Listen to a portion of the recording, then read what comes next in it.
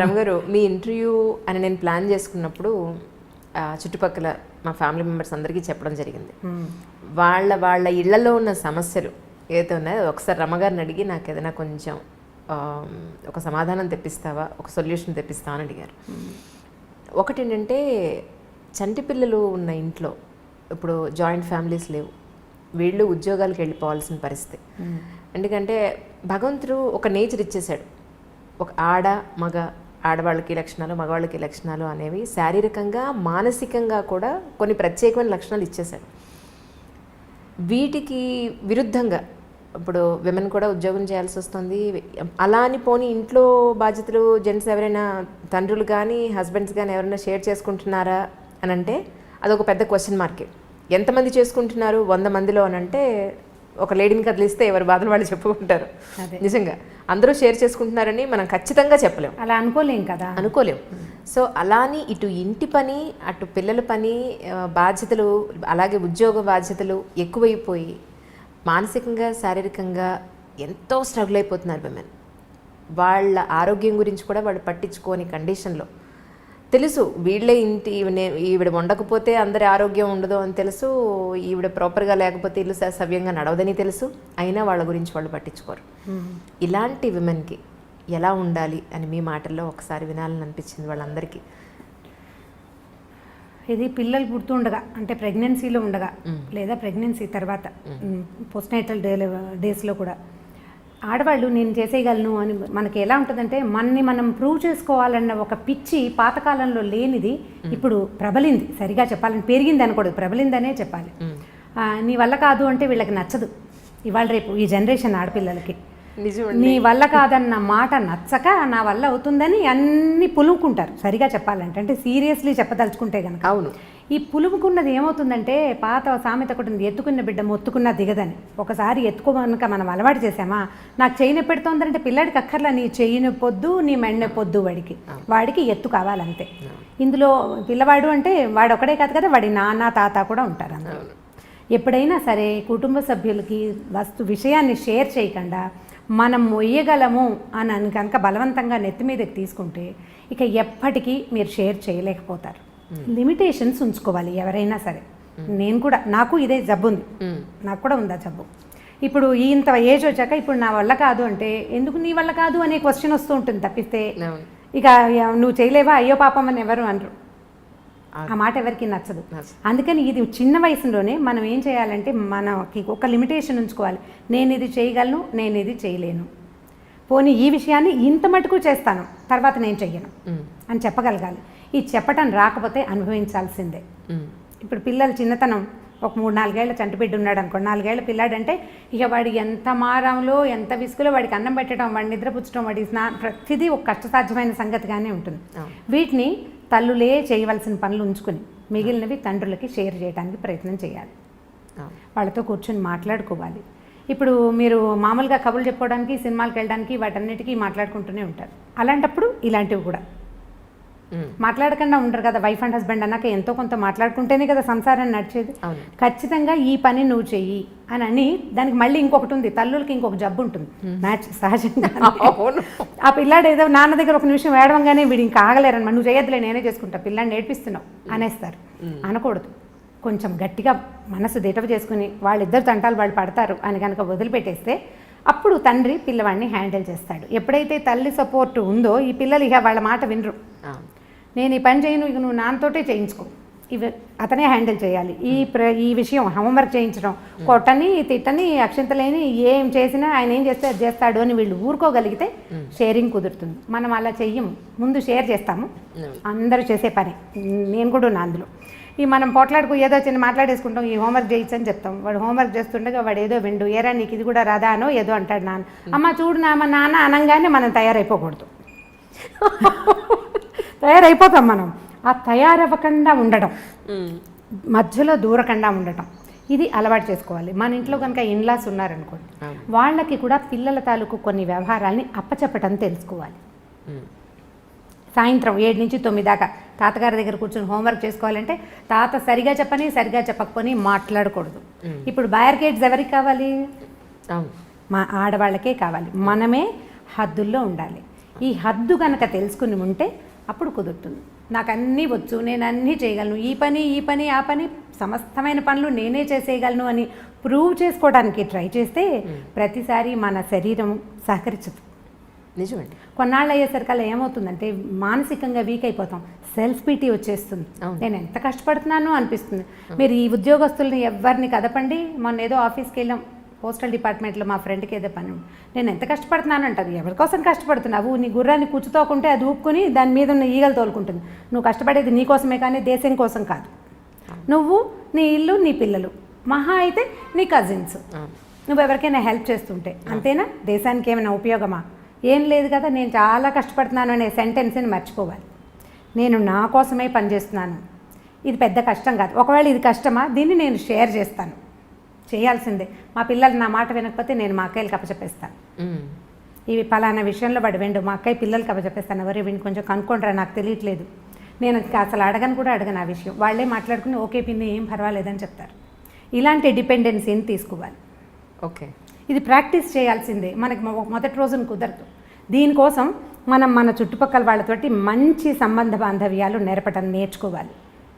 మనం తగ్గాలి. అప్పుడు అవును, మనం తగ్గితేనే కదా సంబంధ బాంధవ్యాలు ఎలా పెరుగుతాయి మనకి. అవునండి. ఎవరితోటైనా మంచి రేపు రావాలంటే వాళ్ళకి అవసరమైనప్పుడు మనం ఉపయోగపడాలి, వాళ్ళు పెరిగినప్పుడు మనం తగ్గాలి.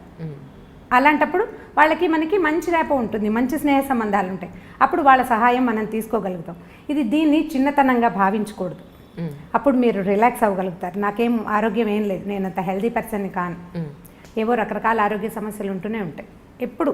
అవునండి. నెల పొడుగునా ఏదో ఒక ప్రాబ్లం ఉంటుంది నాకు జనం ఉన్నారు, నేను వాళ్ళందరితోటి మెయింటైన్ చేయగలుగుతాను. అందుకని నేను ఈజీగా కథ నవ్వుతూ చెప్పేయగలుగుతున్నాను. నేను చెప్పాలంటే నాకు లోపల ఒక బ్లెస్ ఉండాలి, సంతోషం ఉండాలి కదా. ఈ సంతోషం ఎక్కడి నుంచి వస్తుంది? ఇండిపెండెంట్గా ఉండటం వల్ల ఎంత సంతోషం వస్తుందో డిపెండెంట్గా ఉండటం వల్ల కూడా అదే సంతోషం వస్తుంది. మీరు అది తెలుసుకోవాలి అంతే. దాంతో మీరు హాయిగా ఉండగలుగుతారు. అది ఎక్కడ ఎవరితోటి అనేది ఎవరి జీవితాన్ని బట్టి వాళ్ళు డిసైడ్ చేసుకోవాల్సిందే అంతే. ఇంకోటి అండి రమ్మ గారు, ఇప్పుడు హైదరాబాద్లో మనకు ఒక లైఫ్ స్టైల్ ఉంటుంది, ఇదే కొంచెం విలేజెస్కి వెళ్తే అక్కడ ఒక లైఫ్ స్టైల్ ఉంటుంది. మనకి ఇక్కడ దొరికే మెటీరియల్ కానీ మన అన్ని రకాలుగా, అది ఫుడ్ అయినా డ్రెస్ అయినా మన లైఫ్ విధానమైనా ఇక్కడ ఒక రకం ఉంటుంది. ముంబైలో ఒకటి ఉంటుంది, ఢిల్లీలో ఒకటి ఉంటుంది, ఇంకో విలేజెస్లో ఒకలా ఉంటుంది. మన ఈ మధ్య మా ఇంట్లో జరిగిందే చెప్తున్నా. అందుకే మా కజిన్స్ వాళ్ళ పిల్లలందరూ వచ్చారు. వస్తే విలేజెస్ నుంచి వచ్చిన పిల్లలతోటి వీడు మాట్లాడట్లేదు. ఇక్కడ సిటీలో ఉన్న పిల్లలు, బెంగళూరు, ఢిల్లీలో, హైదరాబాద్లో ఉన్న పిల్లలు, మా కజిన్స్ ఊరి నుంచి వచ్చిన వాళ్ళతో మాట్లాడట్లేదు. ఏంటి ఎందుకు మాట్లాడట్లేదు? వాళ్ళని వెళ్ళండి మాట్లాడండి వాళ్ళతోటి అని అంటే, వాళ్ళ డ్రెస్ చూసావా, వాళ్ళ భాష చూసావా, ఇంగ్లీష్ రాదు వాళ్ళకి, మేము ఎలా కలుస్తాం వాళ్ళతోటి, నోరు తెరిస్తే ఏమిటే అలా ఉన్నారే అని అంటే మేము వాళ్ళతో ఎలా మాట్లాడతాం? మాకు ఇష్టం లేదు మాట్లాడడం అన్నారు. నేను చెప్పగలిగినంత డ్రెస్ చూసు, ఇప్పుడు మీరు ఇంగ్లీష్ స్కూల్లో మిమ్మల్ని వేసాం కాబట్టి మీకు ఇంగ్లీష్ వచ్చింది, లేకపోతే మేము కూడా ఊళ్ళోనే ఉంటే మీరు కూడా అలాగే ఉండేవాళ్ళు. అంతే కదా. మనుషులు కలుపుకోవాలి. ఫ్రెండ్స్ అని నువ్వు అనుకునే ఫ్రెండ్స్ నీ జీవితాంతం ఉంటారా? రక్త సంబంధికులే ఉంటారని చెప్పినా కూడా వాళ్ళు ఉన్న ఆ 2 రోజులు కూడా వెళ్ళి వాళ్ళతో కలవలేదు. సో ఇలాంటి పిల్లలకి తల్లిదండ్రులు చెప్తున్నారు, చెప్పినా వినని పిల్లలు కూడా ఉన్నారు, చెప్పని వాళ్ళు కూడా ఉన్నారు. ఇలాంటి పిల్లలకి మీ మాటలో ఒకసారి అని చెప్తారేమో అని. ముందు మనం పిల్లల్ని వాళ్ళతోటి కలపడానికి ప్రయత్నం చేయాలి. ఇలా సంవత్సరానికో 3 ఏళ్ళకో ఓసారి కాకుండా మనం కూడా ఊరు వెళ్తున్నాం అనుకోండి. ఇప్పుడు మనం ఊరు వెళ్తాం, మనతో పాటు మన 2 పిల్లలు వస్తారు. మిగిలిన ప్రపంచం అంతా పల్లెటూరు ప్రపంచమే ఉంటుంది కదా. వీళ్ళు అక్కడ అడ్జస్ట్ అవ్వడానికి 2 రోజులు పడుతుంది, తర్వాత అలవాటు పడతారు. అలా కాకుండా ఊరు నుంచి వచ్చిన ఒక మనిషి ఈ గుంపులో చిలకల గుంపు కాకుల గుంపు లాగా ఎవరి చిలక ఎవరు కాకి చెప్పలేము, కానీ వీళ్ళు అడ్జస్ట్ అవటం కష్టం. మనం అప్పుడప్పుడు కనుక తీసుకెళ్తే, అందుకని మేము ఫ్రీక్వెంట్ డిస్కషన్స్లో నేను చెప్తున్న మాట ఇదేనమాట. ఫంక్షన్లకి, పార్టీలకి, అన్ని చోట్లకి మనం ఏదో ఊరు వెళ్తాం, అక్కడికి పిల్లల్ని ఎందుకు అని అనుకోకుండా సాధ్యమైనంత అంటే హాలిడేస్ ఉండాలనుకోండి, సెలవులు కుదిరినప్పుడు పిల్లల్ని కనుక తీసుకెళ్తూ ఉంటే ఈ కొత్త ఎన్వైర్న్మెంట్ కూడా వాళ్ళు అలవాటు పడే అవకాశం ఉంది. అదేం విపరీతం కాదని. మన కజిన్స్ ఇద్దరే ఇలాగ అతి భాషలో లేరు, అక్కడ ఉన్నదంతా అతి భాషేననే సంగతి వీళ్ళకి అర్థం కావాలి కదా. తర్వాత రెండోది, నేను అనుకుంటాను ఇళ్లలో ఇంగ్లీష్ మాట్లాడకూడదండి. చాలామంది ఇంట్లో ఏమిటో ఒక 4-5 ఏళ్ల పిల్లాడితోటి మన ఎదురుకుండా వాళ్ళు ఇంగ్లీష్లోనే మాట్లాడతారు.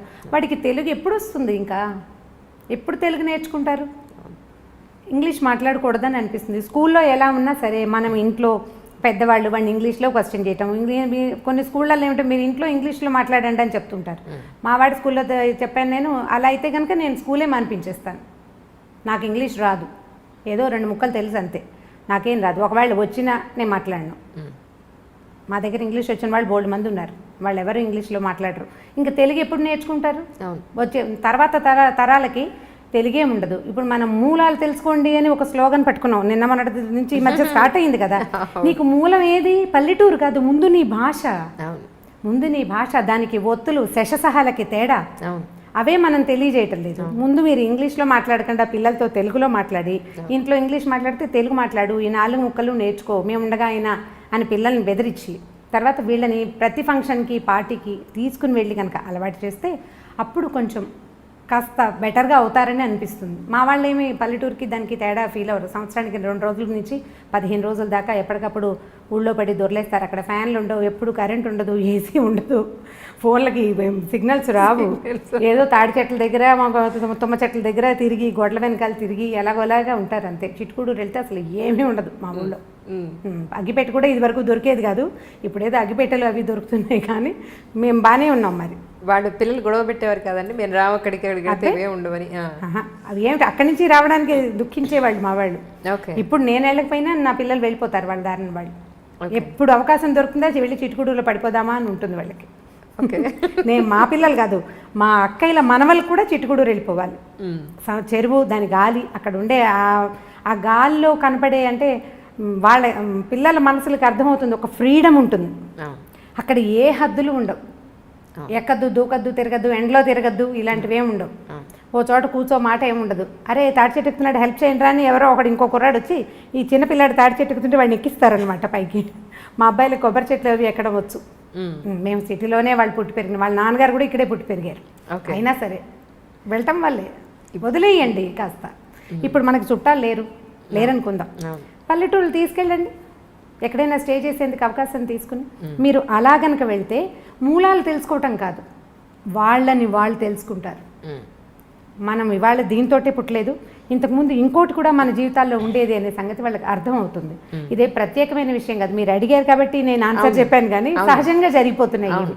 ప్రత్యేకంగా ఏం చేయట్లేదు, మూలాలు తెలుసుకోవడం కోసం వెళ్తున్నాం మేము, మా ఊరు మేము వెళ్తున్నాం అంతే. అలాగే ఇంకొకటి రమ్మగారు, సిటీలో ఇప్పుడు మీరు నేను నెక్స్ట్ అడగబోయే క్వశ్చన్ మీ దాంట్లోనే మొదలైపోయింది యాక్చువల్లీ. ఫ్రీడమ్ అనేది టీనేజ్ పిల్లలకి, అమ్మాయి అయినా అబ్బాయి అయినా సరే, అదొక పెద్ద టీనేజ్ పిల్లల్ని మేనేజ్ చేయడం, పెంచడం అనేది తల్లిదండ్రులకి అసలు తలకు మించిన భారం అయిపోయింది ఈరోజు. ఎస్పెషల్లీ సిటీస్లో, విలేజెస్లో అంత లేదు, కానీ అక్కడ క్వశ్చన్ చేయాలంటేనే అమ్మ నాన్న వాళ్ళని ఒక మాట అండం ఏంటి అనే ఒక చిన్న ఇది ఉంటుంది, భయం భక్తి కనపడుతుంది. ఇక్కడ మన సిటీలో అది కనిపించట్లేదు. వాళ్ళది ఏంటంటే ఫ్రీడమ్ అనే దానికి విచ్చలవిడితనానికి డిఫరెన్స్ తెలియట్లేదండి. మా అమ్మ పార్టీలకి, బర్త్డే పార్టీలకి పంపదు. మా అమ్మ లేదా బయట ఫ్రెండ్స్ ఈరోజు పార్టీ, వీకెండ్ పార్టీ చిల్ అవుదామంటే మా అమ్మ పంపదు. లేదా మా అమ్మ హెయిర్ కలర్ వేసుకుంటానంటే వద్దంటుంది. మా అమ్మ నాకు మినిమం ఫ్రీడమ్ ఇవ్వదు. ఒక ఫోన్ వచ్చి నేను లోపలికి డోర్ వేసుకుని మాట్లాడతానంటే మా అమ్మ ఒప్పుకోదు. ఫోన్ వస్తే లోపలికి వెళ్ళి ఎందుకు మాట్లాడాలి, బయట ఎందుకు మాట్లాడకూడదు, మేము అందరూ ఉన్నాం కదా ఇక్కడ ఎందుకు మాట్లాడకూడదు అంటుంది. మా అమ్మ నాకు ఇవ్వాల్సిన మినిమం ఫ్రీడమ్ కానీ లేదు ప్రైవసీ కానీ ఇవ్వట్లేదు. అసలు ప్రైవసీకి, ఒక వాళ్ళకి ఇవ్వాల్సిన స్వేచ్ఛకి, విచ్చలవిడితనానికి మీ మాటల్లో ఒకసారి అంటే దీనికి ఇప్పుడు మనం మూలఛేదం చేసుకోవాల్సిందే ఈ ప్రశ్నకి సమాధానం చెప్పాలంటే. ఇప్పుడు పార్టీలకు వెళ్ళి చిల్ చేయటము, హెయిర్ కలర్ వేసుకోవటము పిల్లలకి ఎలా తెలుస్తున్నాయి? తమ తోటి వాళ్ళు చేయటం వల్ల ఒకటి, లేదా సోషల్ మీడియా వల్ల. ఇప్పుడు వీళ్ళు ఏదో నెట్లో యూట్యూబ్లో చూడడానికి చూస్తారు, రకరకాల హిందీవి షార్ట్ ఫిల్మ్స్, వీడియోస్ చూస్తుంటారు. అందులో చూసిన దాన్ని కాపీ చేయాలనుకుంటారు అంజలి ప్రధానంగా. ఇప్పుడు మనం యూట్యూబ్లోనే ఇవన్నీ రకరకాల ప్రోగ్రాములు చేస్తున్నాం. ఇప్పుడు దీంతో పాటు మనం ఏదో సంస్కారాలు వీటిని గురించి తెలియజేయాలని మనం అనుకుంటున్నట్టే ఫ్రీడమ్ని తెలియజేసేస్తున్నారు నానా రకాలుగా. ఇంగ్లీష్ వీడియోస్ కానీ, హిందీ వీడియోస్ కానీ మీరు చూడండి, ఒక అమ్మాయి అబ్బాయి చాలా ఫ్రెండ్లీగా ఉండటం, వాళ్ళిద్దరూ బెస్ట్ ఫ్రెండ్స్గా ఉండటం కోకొల్లలుగా కనపడతాయి. ఆడపిల్లలు ఇష్టారాజ్యంగా హెయిర్ కట్లు, చిన్నవి పొన్నవి బట్టలు వేసుకోవటమే మనం చూస్తాం. ఇప్పుడు మనం చూసిన పిల్ల న్యాచురల్లీ అది కాపీ చేయాలని అనుకుంటుంది. అది జరిగేదే కదా. అక్కడి నుంచి ఓ 10 మంది పిల్లలు చూసారనుకోండి, ఓ 2 పిల్లల తల్లులు కొంచెం ఫ్రీగా ఆలోచించేవాళ్ళు, పిల్లలు ఇష్టారాజ్యంగా పోనీ ఇవాళ రేపు ఫ్యాషన్ అని భావించేవాళ్ళు ఓ 2 చైన్ ఇస్తారు. మిగిలిన 8 మందికి వాళ్ళ మీద ఫ్యాన్సీగా ఉంటుంది. వాళ్ళ ఒక 5-6 కష్టపడి ఎలాగో అందులో జ్వరపడతారనుకోండి, ఓ 2 ఉండిపోతాయి డక్లింగ్స్ వెనకాల. వీటికి ఏమనిపిస్తుంది, ఈ బాతులన్నీ ముందుకు పోతున్నాయి, నన్ను పోనివ్వటం లేదని పేరెంట్స్ మీద ఒక కచ్చా అయిష్టము ఏర్పడుతుంది. ఇప్పుడు ముందు పోతున్న ఈ 8 బాతుల్ని మనం ఏ రకంగా కంట్రోల్ చేయగలుగుతాం? మనం ఎక్కడ కట్ చేయాలి దాన్ని? ఎక్కడ కట్ చేయాలి? ముందు మనం మూలఛేదం చేసుకోవాల్సి వస్తుంది. దీనికి ఇక వేరే మార్గం ఏదీ లేదు. పల్లెటూళ్ళల్లో కూడా ఇందుకు భిన్నంగా లేరు. మీరంటే ఊళ్ళల్లో బాగుందనుకుంటున్నారేమో, నేను ఫ్రీక్వెంట్ పల్లెటూళ్ళు వెళ్తూనే ఉన్నాను కదా, నాకు బాగానే తెలుసు. అక్కడ కూడా ఎప్పుడు ఫోన్లలో ఉండే పిల్లలు, ఎంతసేపు చాటింగ్ చేసే పిల్లలు. మొన్న నేనేదో సినిమాకి వెళ్ళాను, సంవత్సరానికి ఒకసారి వెళ్తాం. సినిమాలో కూడా అమ్మాయి ఫోన్ చేసి నొక్కుతుంది స్టేటస్. నువ్వు సినిమా థియేటర్లో ఉన్న సంగతి ఎవరికైనా ఎందుకు తెలియచేయాలి? అసలు ఏమిటి, అదే పిచ్చి అయిపోయింది కదండి నిజంగానే. ఆ సినిమా ఎన్నిసార్లు అమ్మాయి ఫోన్ మోగుతుందో, పిల్ల నా పక్కన కూర్చున్న పిల్ల నొక్కుతూనే ఉంది. ఇక ఆ చీకట్లో దాని ప్రతిభా విశేషాలు ఏమిటో. అర్జునుడు ఎందుకు వెనక్కిరాడండి వాళ్ళ ముందు? ఎలా టకటకటకటక, అసలు ఎంత వేళ్ళకి ఎంత స్పీడో, నా కళ్ళు దాని వేళ్ళని పట్టుకోలేకపోయినాయి. నేను ఓల్డ్ అయ్యాను, అది మరీ యంగ్గా ఉందో. అమిత స్పీడ్, చకచక మెసేజ్ చేయడం, వెంటనే సమాధానం రావటం. సినిమాలో ఉన్నంతసేపు ఆ అమ్మాయి ఏదో ఒక మెసేజ్ పెడుతూనే ఉంది. పక్కన అమ్మాయి ఏం చేస్తున్నావు అని అడిగితే స్టేటస్ పెడుతున్నా. థియేటర్లో ఉన్నానని స్టేటస్ పెట్టాలా? నువ్వు సినిమా చూస్తావు, బజార్ వెళ్తావు, దానికి తోడు మనకి ఇప్పుడు గూగుల్ మ్యాప్ ఒకటి ఉంది. అంటే ఇది కరెక్టో కాదో నాకు తెలియదు, కానీ నేను ఎక్కడికి వెళ్ళినా అది నన్ను ప్రశ్నిస్తుంది, నువ్వు ఫలానా పాన్ షాప్ దగ్గర నుంచి అది నీకు నచ్చిందా అని. ఎగ్జాక్ట్లీ వాళ్ళకి దొరికిపోతున్నావు. అంటే ఒక కన్ను ఎప్పుడు మనల్ని చూస్తూ ఉంటుంది. మనం ప్రపంచాన్ని చూస్తూనే ఉన్నాం. ఇంత ప్రపంచంలో ఉన్న ఇన్ని రకాలు చూస్తున్నప్పుడు పిల్లలు దాన్ని కాపీ చేయాలనుకోవటం చాలా సహజం. ఎందుకంటే పిల్లలు కాపీ చేయటమే వాళ్ళ నేచర్. మనిషే కాపీ జీవి, సరిగా చెప్పాలంటే. మనమే నేర్చుకుంటాం కదా, పిల్లలు ఇంకా ఎక్కువ నేర్చుకుంటారు. వాళ్ళు చూసేది ఏం చూస్తారో దాన్ని బట్టే వాళ్ళు అడుగుతుంటారు. ఫ్రీడమ్ ఇవ్వటము ఇవ్వకపోవటం అనేది దట్ పేరెంట్స్ తాలూకు ఉద్దేశాలు. కానీ మీరు మంచి స్కూల్లో చేరుస్తాము, ఇప్పుడు పెద్ద సర్కిల్ వెళ్ళే స్కూల్ అనుకుందాం, మన శక్తికి మించి కూడా ఒక్కొక్కసారి. ఇప్పుడు మిగిలిన వాళ్ళంతా ఒక వేషం వేస్తున్నప్పుడు మన బాతు పిల్లని ఆ వేషం వేయనివ్వకూడదంటే ఎలా కుదురుతుంది? నీకు స్కూల్ కావాలి, వేషం వద్దు అంటే సాగదు. మన లెవెల్ ఆఫ్ దీంట్లో ఉన్నప్పుడు మనకేమనిపిస్తుంది, అబ్బాయి ఇలా మరీ మిడిల్ క్లాస్ లెవెల్లో ఉన్నారు, హై క్లాస్ దాంట్లో చేరిస్తే పిల్లలకి ఎక్స్పోజర్ అదొక పెద్ద పదం. అవును. ఇప్పుడు ఈ ఎక్స్పోజర్ అనేది మంచి చెడు రెండు ఉంటాయి. మనం ఒకదానికి ఒప్పుకుని రెండో దానికి అబ్బాయి నో అనడానికి అసలు కుదరదు. అదే కదా, అది కుదరదు. అసలు నువ్వు చేయకూడదు. మీరు ఎక్కడ మార్చాలి దీన్ని? నేను అందుకే మూలఛేదం చేయటం ఇది అని చెప్తున్నాను. మీరు ఎక్కడి నుంచి మారాలి? ముందు మారాల్సింది ఎవరు కదా? మరి అలా కాదు. మరి ఇప్పుడు బాగా చదివించాలనే ఉద్దేశంతో ఒక మంచి స్కూల్లో వేద్దాం, మనకి ఇన్కమ్ లేకపోయినా సరే ఏదో కష్టపడి చేద్దామని జాయిన్ చేస్తుంటే చదువు కాకుండా మిగిలిన విషయాలు నేర్చుకుంటున్నారు తప్ప చదువు నేర్చుకుని రావట్లేదు. చదువు నేర్చుకుంటారు. ఇప్పుడు ఇది ఎలా ఉందంటే, వర్షం పడాలి, నేను అనుకున్న చోటే, నేను ఎక్కడ తవ్వాను అక్కడే పడాలంటే ఎలా కుదురుతుందండి? మన దగ్గర తప్పు లేదు, మనం చేస్తున్నదే పొరపాటు కాదా? అవునా కాదా? అంతేనంటారా? ఖచ్చితంగా. ఇప్పుడు మీరు సూటిగా అడిగారు, సూటైన సమాధానం కావాలంటే మీకు ఇది సూటైన సమాధానం.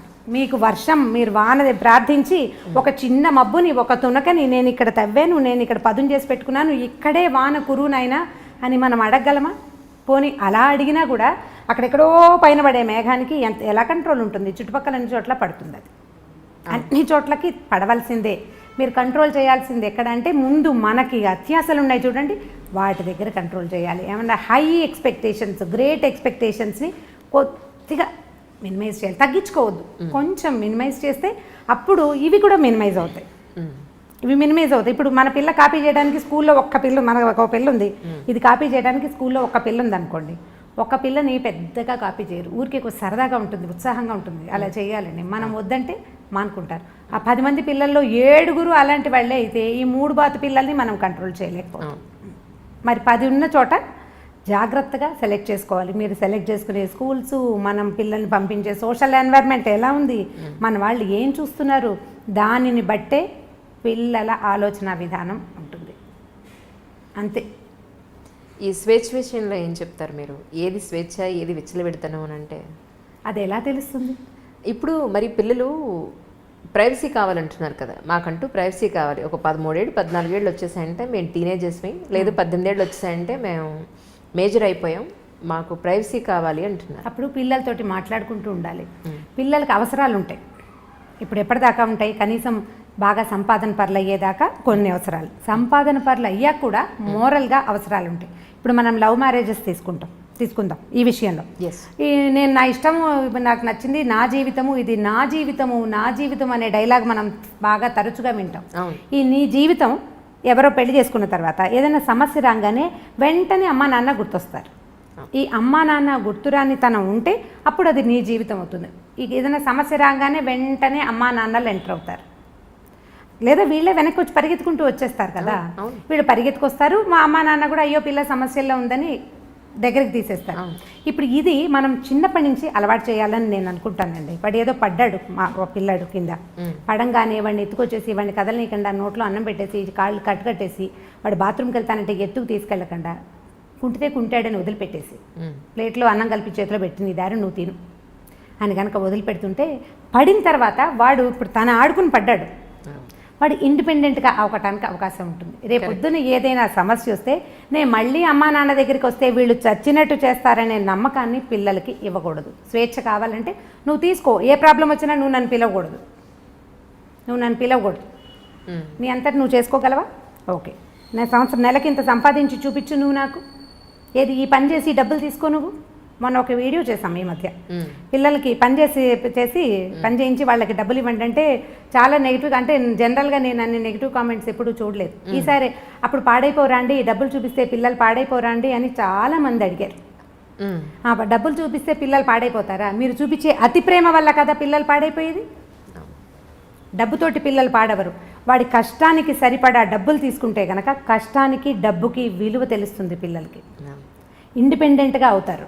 మనం ఏం చేస్తున్నాము, వాళ్ళకేమో ఈ రకరకాలు చూపించేసరికల్లా వాడు స్వేచ్ఛ కావాలని కోరుకుంటాడు, కానీ అవసరం వచ్చినప్పుడల్లా అమ్మా నాన్న మీద డిపెండ్ అవ్వచ్చు అనే ప్రాక్టీస్ని మనం చిన్నప్పటి నుంచి అలవాటు చేస్తున్నాం.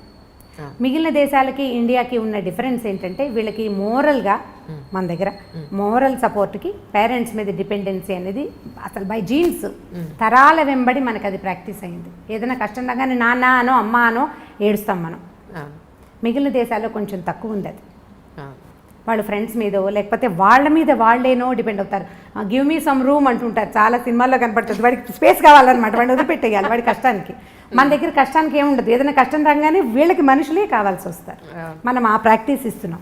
ఈ ప్రాక్టీస్ ఇవ్వకుండా ఉండాలని నేను భావిస్తానండి. చాలా చిన్నప్పటి నుంచే 7-8 ఏళ్ల పిల్లాడు, వాడి వాళ్ళ హోంవర్క్ రాయలేదు, మాట వినలేదు, టీచర్కి ఎక్స్ప్లెనేషన్ ఉత్తరం రాయమంటే నేను రాయను, నువ్వు రాసుకో లేదా నువ్వు చెప్పుకో. పిల్లాడిని టీచర్ కొడుతుంది, ఓర్చుకోండి.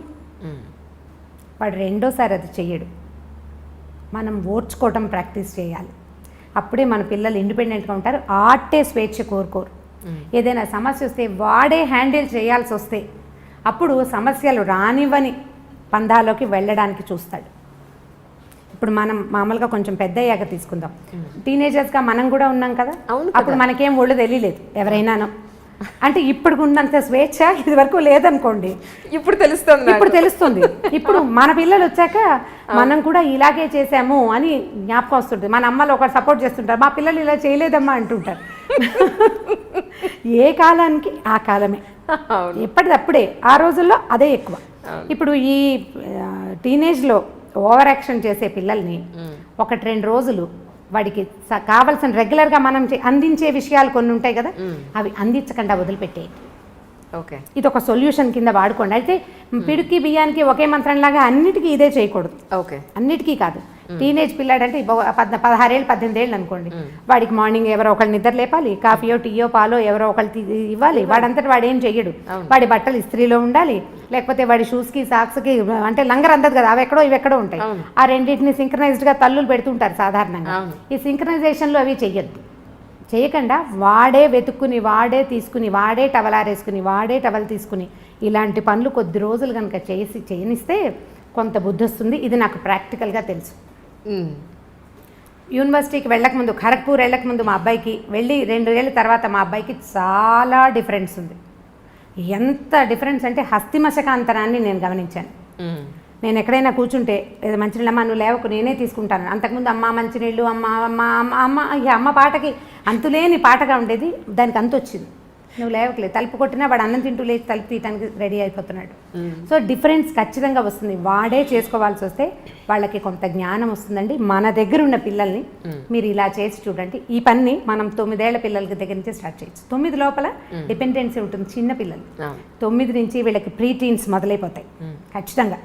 ఆడ మగ కూడా. ఆడపిల్లలు ఇంకా కొంచెం ముందే ఉన్నారు. ఇవాళ రేపు పాత రోజుల్లో 14 వస్తే గానీ ప్యూబర్టీ అంటే టీన్స్ ఎఫెక్ట్ తెలిసేది చాలా ఇప్పుడు చాలా ఎఫెక్టివ్ ఉంటుంది, చాలా ఎర్లీగా వస్తున్నాయి బికాస్ ఆఫ్ సోషల్ మీడియా. ఖచ్చితంగా ఇప్పుడు మన పిల్లలు చూడరు.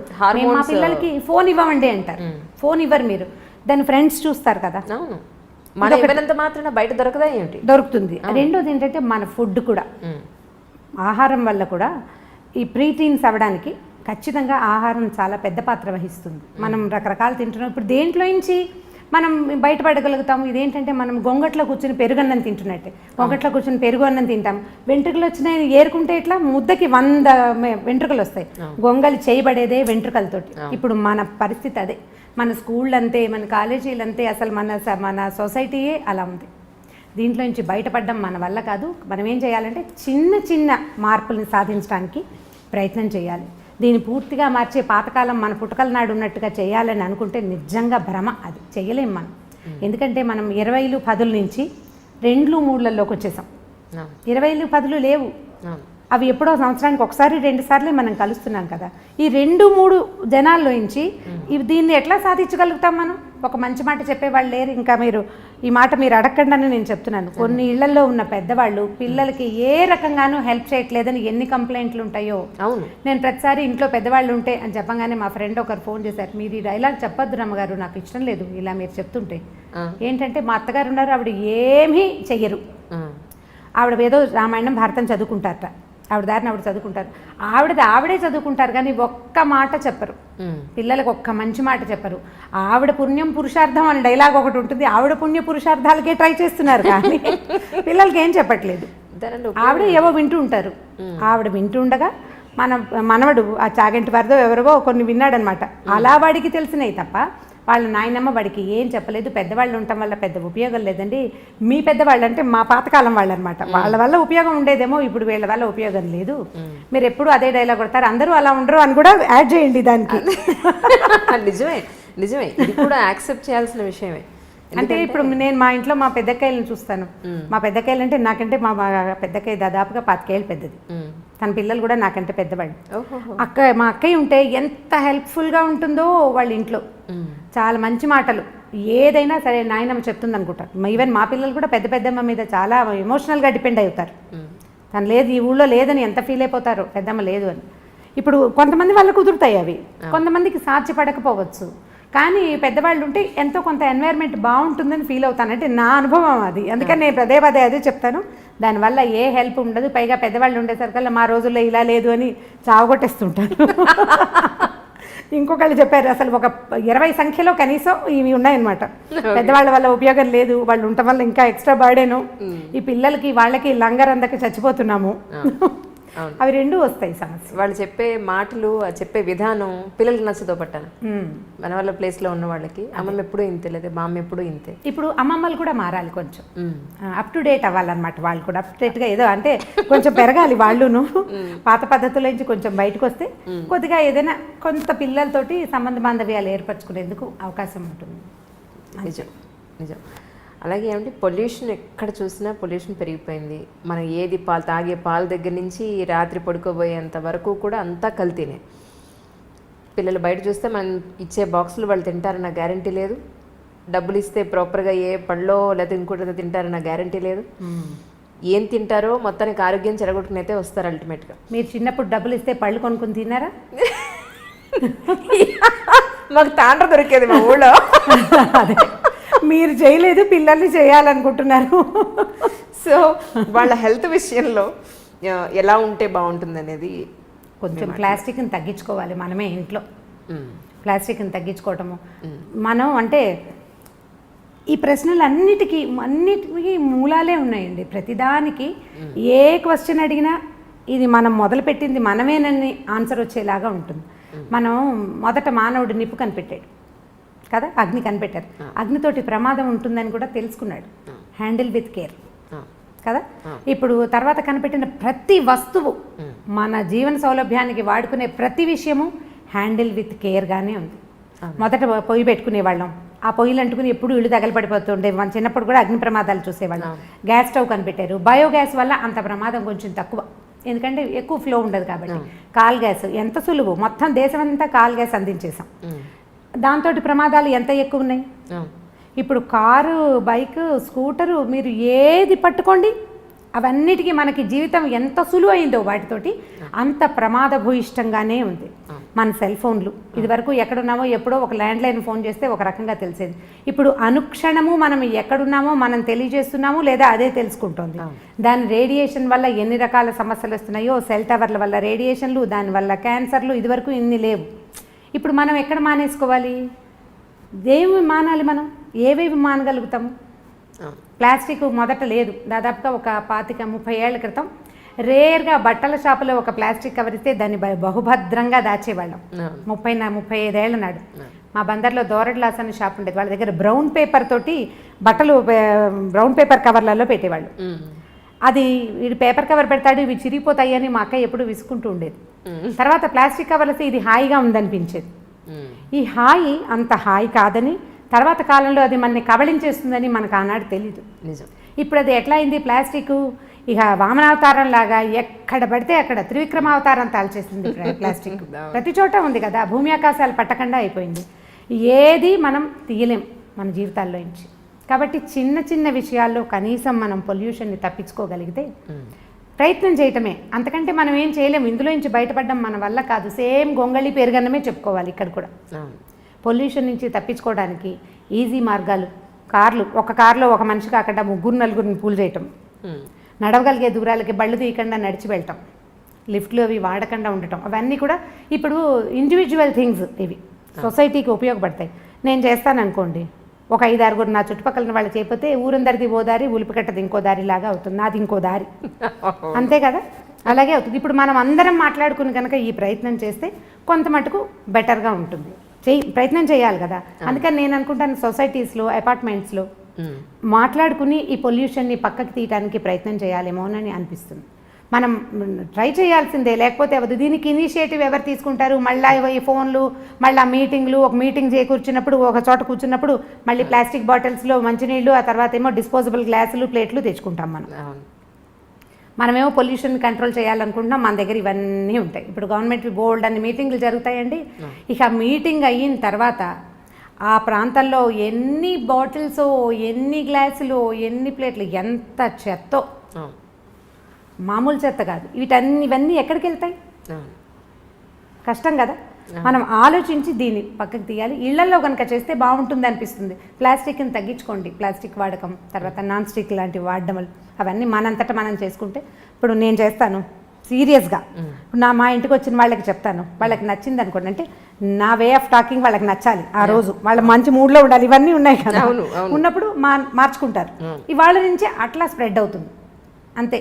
1:2, 1:3, మళ్ళీ 3:9 ఈ రకంగా వెళ్ళాలి. ప్రయత్నం చేస్తే మన ఇళ్లలో, కనీసం మన చుట్టాల ఇళ్లలో, నేను ఇది కొన్ను, ఈ వేరు కొన్ను, ఆ వేరు నేను కొన్ను. యాక్చువల్గా నాకు కూడా మొదట్లో ప్లాస్టిక్ వస్తువులు మంచి సరదా ఉండేది. కొన్ని ఏళ్ల క్రితం ఆ కలర్ఫుల్గా ఉంటే అదే కదా చాలా బాగుంది, క్లీన్గా ఉంది, నీట్గా ఉంది అనిపించేది. ఎప్పుడైతే ఇది మన తినేస్తుంది అని అర్థమైందో ఒక 10 ఏళ్ళుగా నా అంతటి నేను ఏమీ కొనలేదు. వాటంతటా అవి వచ్చినవి ఓ రోజు వాడడం, మళ్ళీ జాగ్రత్తగా తీసి పక్కకు పెట్టడం. ఇది ఏంటంటే హ్యాండిల్ విత్ కేర్ అన్నాం కదా. అవసరమైనప్పుడు, అత్యవసర స్థితిలో వాడుకోవటం, లేనప్పుడు దాన్ని రోజువారీ వాడకంలోకి పెట్టకూడదు. ఇప్పుడు మా దగ్గర బోల్డ్ డబ్బాలు ఉన్నాయి, అవన్నీ ఏం చేయాలి? పారేయాలంటే పారేయద్దు, అత్యవసరానికి వాడుకోండి. ఎక్కడికో బయటకు వెళ్తాము, స్పిల్ అవ్వకుండా ఒక పదార్థాన్ని తీసుకెళ్ళాలి, అప్పుడు వాడుకోండి. స్పిల్ ప్రూఫ్గా ఉండే డబ్బాల్ని ఆ ఒక్క రోజుకి, అప్పుడు బాగానే ఉంటుంది కదా. దానికోసం ట్రై చేస్తే మనమే. ఇప్పుడు దీని అన్నిటికీ ఆడవాళ్లే ట్రై చేయాలా అంటే, మనం ట్రై చేస్తుంటే మనతో పాటు ఉన్న వాళ్ళు చచ్చినట్టు ట్రై చేస్తారు. రెండో దారి లేదు. రెండో దారి లేదు కదా. మరి నేను ఇలాగే చేస్తానంటే రెండో వాళ్ళు ఏం చేస్తారండి? అవును, అనే చెయ్యను, అంతే. దానికోసం పోట్లాడక్కర్లేదు, చేయనంటమే. వినిపించుకున్నట్టు ఉండిపోవటం, విని వినపడినట్టు ఊరుకోవటం, వాటిని ప్రాక్టీస్లో పెట్టాలి. ఏ ఆడవాళ్ళైనా సరే. ఇప్పుడు మనకు నచ్చిన విషయం ఒకటి ఉంది, వాళ్ళకి నచ్చలేదు అవతల వాళ్ళకి, ఏం చేస్తాము? 2 రోజులు పోరాడతాం. పోరాడేది ఏమిటి? నిశ్శబ్దం. ఊరుకున్నంత ఉత్తమం లేదని చెప్తారు. ఊరుకోవాలి. వినిపించుకోకుండా మన దారిని మనం చేస్తుంటే కొన్నాళ్ళకి ఆటోమేటిక్గా అదే అలవాటు అయిపోతుంది, అంతే. కానీ ఎంత కష్టం మాట్లాడకుండా, మనకు కోపం వచ్చినప్పుడు, మనకి యాంటీగా ఒక విషయం జరుగుతున్నప్పుడు, మనకు నచ్చంది జరిగినప్పుడు ఒక మాట అనకుండా కామ్గా ఉండాలంటే చాలా కష్టం కదండి. చాలా కష్టం. మీ వాళ్ళ అమ్మగారు ఏం చేసి ఉంటారో ఆలోచిస్తే ఈజీగా అనిపిస్తుంది. ఓకే, నిజంగా. ఎందుకంటే ఇప్పుడు మనకి లైఫ్ సులువైపోయింది కదా అంజలి. నిజమండి. ఎంత ఈజీ అయింది. సింపుల్గా బళ్ళ మీద కార్ల మీద వెళ్ళిపోతున్నాం. ఏదైనా పచ్చడి చేయాలంటే ఈజీగా చేసేస్తాం. ఇదివరకు ఆవకాయ అంటే 10 రోజుల పని. ఇప్పుడు ఏం లేదు, రైతు బజార్ వెళ్తాం, 3-4 గంటలు ఆవకాయ ఫినిష్ చేసి డబ్బాకెత్తి పక్కన పడేస్తాం. చాలా తొందరగా అయిపోతుంది. అన్ని పనులు ఈజీగా అవుతున్నాయి. మన అమ్మమ్మల జీవితాలు ఇలా సులువుగా నడవలేదు. చాలా స్ట్రగుల్ అయ్యేవారు, చాలా శ్రమ పడేవాళ్ళు, బోల్డ్ అంతా పని చేసేవాళ్ళు, అలుపు సులుపు లేకుండా ఉండేవాళ్ళు. నిజం. అలుపు లేకుండా ఉండి తర్వాత మరి నెక్స్ట్ డే నడవాలి కదా. ఈ ఒక రోజుతోటి అయిపోలేదు కదా. ఇవాళ బాగా అలసిపోయామంటే మనమైతే 2 గంటలు ఎక్స్ట్రా పడుకుంటున్నాం. పాత రోజుల్లో పడుకుందుకు అవకాశాలు కూడా ఉండేవి కాదు. మంచం ఎత్తేయాలి తెల్లారకుండానే. ఇప్పటి పరిస్థితులు కావు కదా. వాళ్ళని ఒకసారి తలుచుకుంటూ ఉంటే మన ముందు తరం వాళ్ళు ఎంత స్ట్రగుల్ అయ్యారో ఆలోచిస్తే ఇది ఈజీగా అనిపిస్తుందని నేను అనుకుంటాను. నేను మా మదర్ని బాగా తలుచుకుంటా ఆ విషయంలో, మా నాయనమ్మని కూడా. ఎలా వీళ్ళు సర్దుకున్నారు, ఎట్లా వీళ్ళు చేయగలిగారు. మా పెద్దక్కయ్యలు 3 కూడా ఎప్పుడూ నాకు ఫ్యాసినేషన్ వాళ్ళ మీదే ఉంటుంది. వీళ్ళు ఎలా చేశారు అని. పొయ్యి మీద వంట చేసుకోవటం, 20 మంది 15 మంది పిల్లలు, ఇంటి నిండా పిల్లలు, ఓ పిల్లకి జ్వరం, ఓ పిల్లకి తలనొప్పి, ఇంకో దానికి ఇంకోటి ఏమిటో, ఒకటి పడి కాలికి దెబ్బలు కొట్టుకుంటారు. ఇంతమందిని హ్యాండిల్ చేస్తూ నిజము హ్యాండిల్ చేస్తూ అసలు ఇల్లు పెద్ద పెద్ద ఇల్లు, బాత్రూములు ఎక్కడో బాత్రూములు. అవును, ఇప్పుడు బెడ్రూమ్లో ఉండేవి కాదు కదా. బెడ్రూమ్ ఏంటి అసలు ఇంటికి దగ్గర కాదు. ఇల్లు ఎక్కడో, బాత్రూమ్ ఎక్కడో బాత్రూమ్. ఎంత అవస్థగా ఉండేదో, ఎంత కష్టపడేవాళ్ళు. వాళ్ళు ఎలా చేయగలిగారు?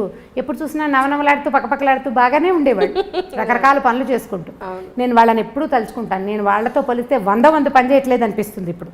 కరెక్ట్. వాళ్ళు అలా పోల్చుకుంటే కనుక మీకు సహనం ఆటోమేటిక్గా వస్తుంది. First of all self pity పోగొట్టుకోవాలి.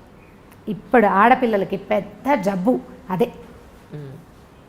అవునండి, చాలా పెద్ద జబ్బు. నేను ఎంత కష్టపడుతున్నానో అన్న వాక్యం మర్చిపోతే ఏముండదు, ఈజీగా ఉంటుంది. మీరు ఆలోచించి చూడండి ఒకసారి. మీరు చెప్తుంటే నేను ఊహిస్తున్నాను. యాక్చువల్లీ మీరు చెప్పిన దాంట్లో నేను కూడా ఉన్నాను. ఇంత చేస్తాను, వీళ్ళెవరికి బుద్ధి జ్ఞానం లేదు, ఒకళ్ళు చేసి చావట్లేదనే ఒక ఫీలింగ్లోనే మొదట్లో ఉద్యోగాలు తీసుకునే కొత్తలో జాబ్ సరదాగా మొదలు పెడతారు. చదువుకున్నాం, ట్రై చేసాం, జాబ్ వచ్చింది. తర్వాత దాని మించి మనం బోలంత రెవెన్యూ సాధిస్తాం, అందరికీ ఉపయోగపడుతూ ఉంటుంది. ఇప్పుడు మనకి పని బాగా చేసేస్తాం ఖాళీగా ఉండేసరికి, అందులో కొంచెం ముందుకెళ్తాం, ఉద్యోగంలో ముందుకెళ్తాం. మనకు ఒక చిన్న సాటిస్ఫాక్షన్, లోపల ఒక ఈగో సాటిస్ఫై అవుతూ ఉంటుంది. కొన్నాళ్ళు పోయాక ఈ పని చేయలేను, నా వల్ల కాదు అని ఆఫీస్లో చెప్పడానికి కూడా మనకు ప్రాణం ఒప్పదు. ఎందుకంటే లోపల ఒక ఈగోని, ఆత్మారాముడిని సంతృప్తిపరచాలి కదా. ఆత్మారాముడు అంటే ఆకలే కాదు, మన ఆత్మకి మనం అలవాటు చేసినటువంటి సంతోషం, దాంట్లోంచి బయటపడాలని ఉండదు మనకి. ఈ కొన్నాళ్ళు పోయిన తర్వాత ఆత్మారాముడికి అయ్యో పాపం అనిపించడం మొదలుపెట్టింది.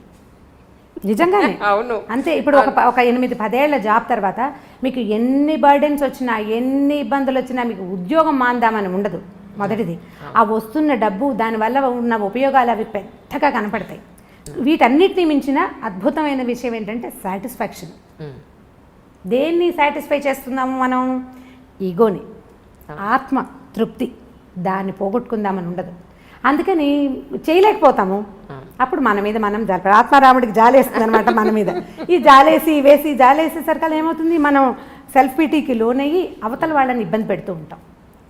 మీరు ప్రతి వాళ్ళు, ఇది వింటున్న ప్రతి వాళ్ళు, నా సెల్ఫ్ పిటీ తోటి నేను ఎవరెవరిని ఇబ్బంది పెడుతున్నాను అని కనుక ఆలోచించి లిస్ట్ రాస్తే మీరు ఊహించలేనంత పెద్ద లిస్ట్ వస్తుంది.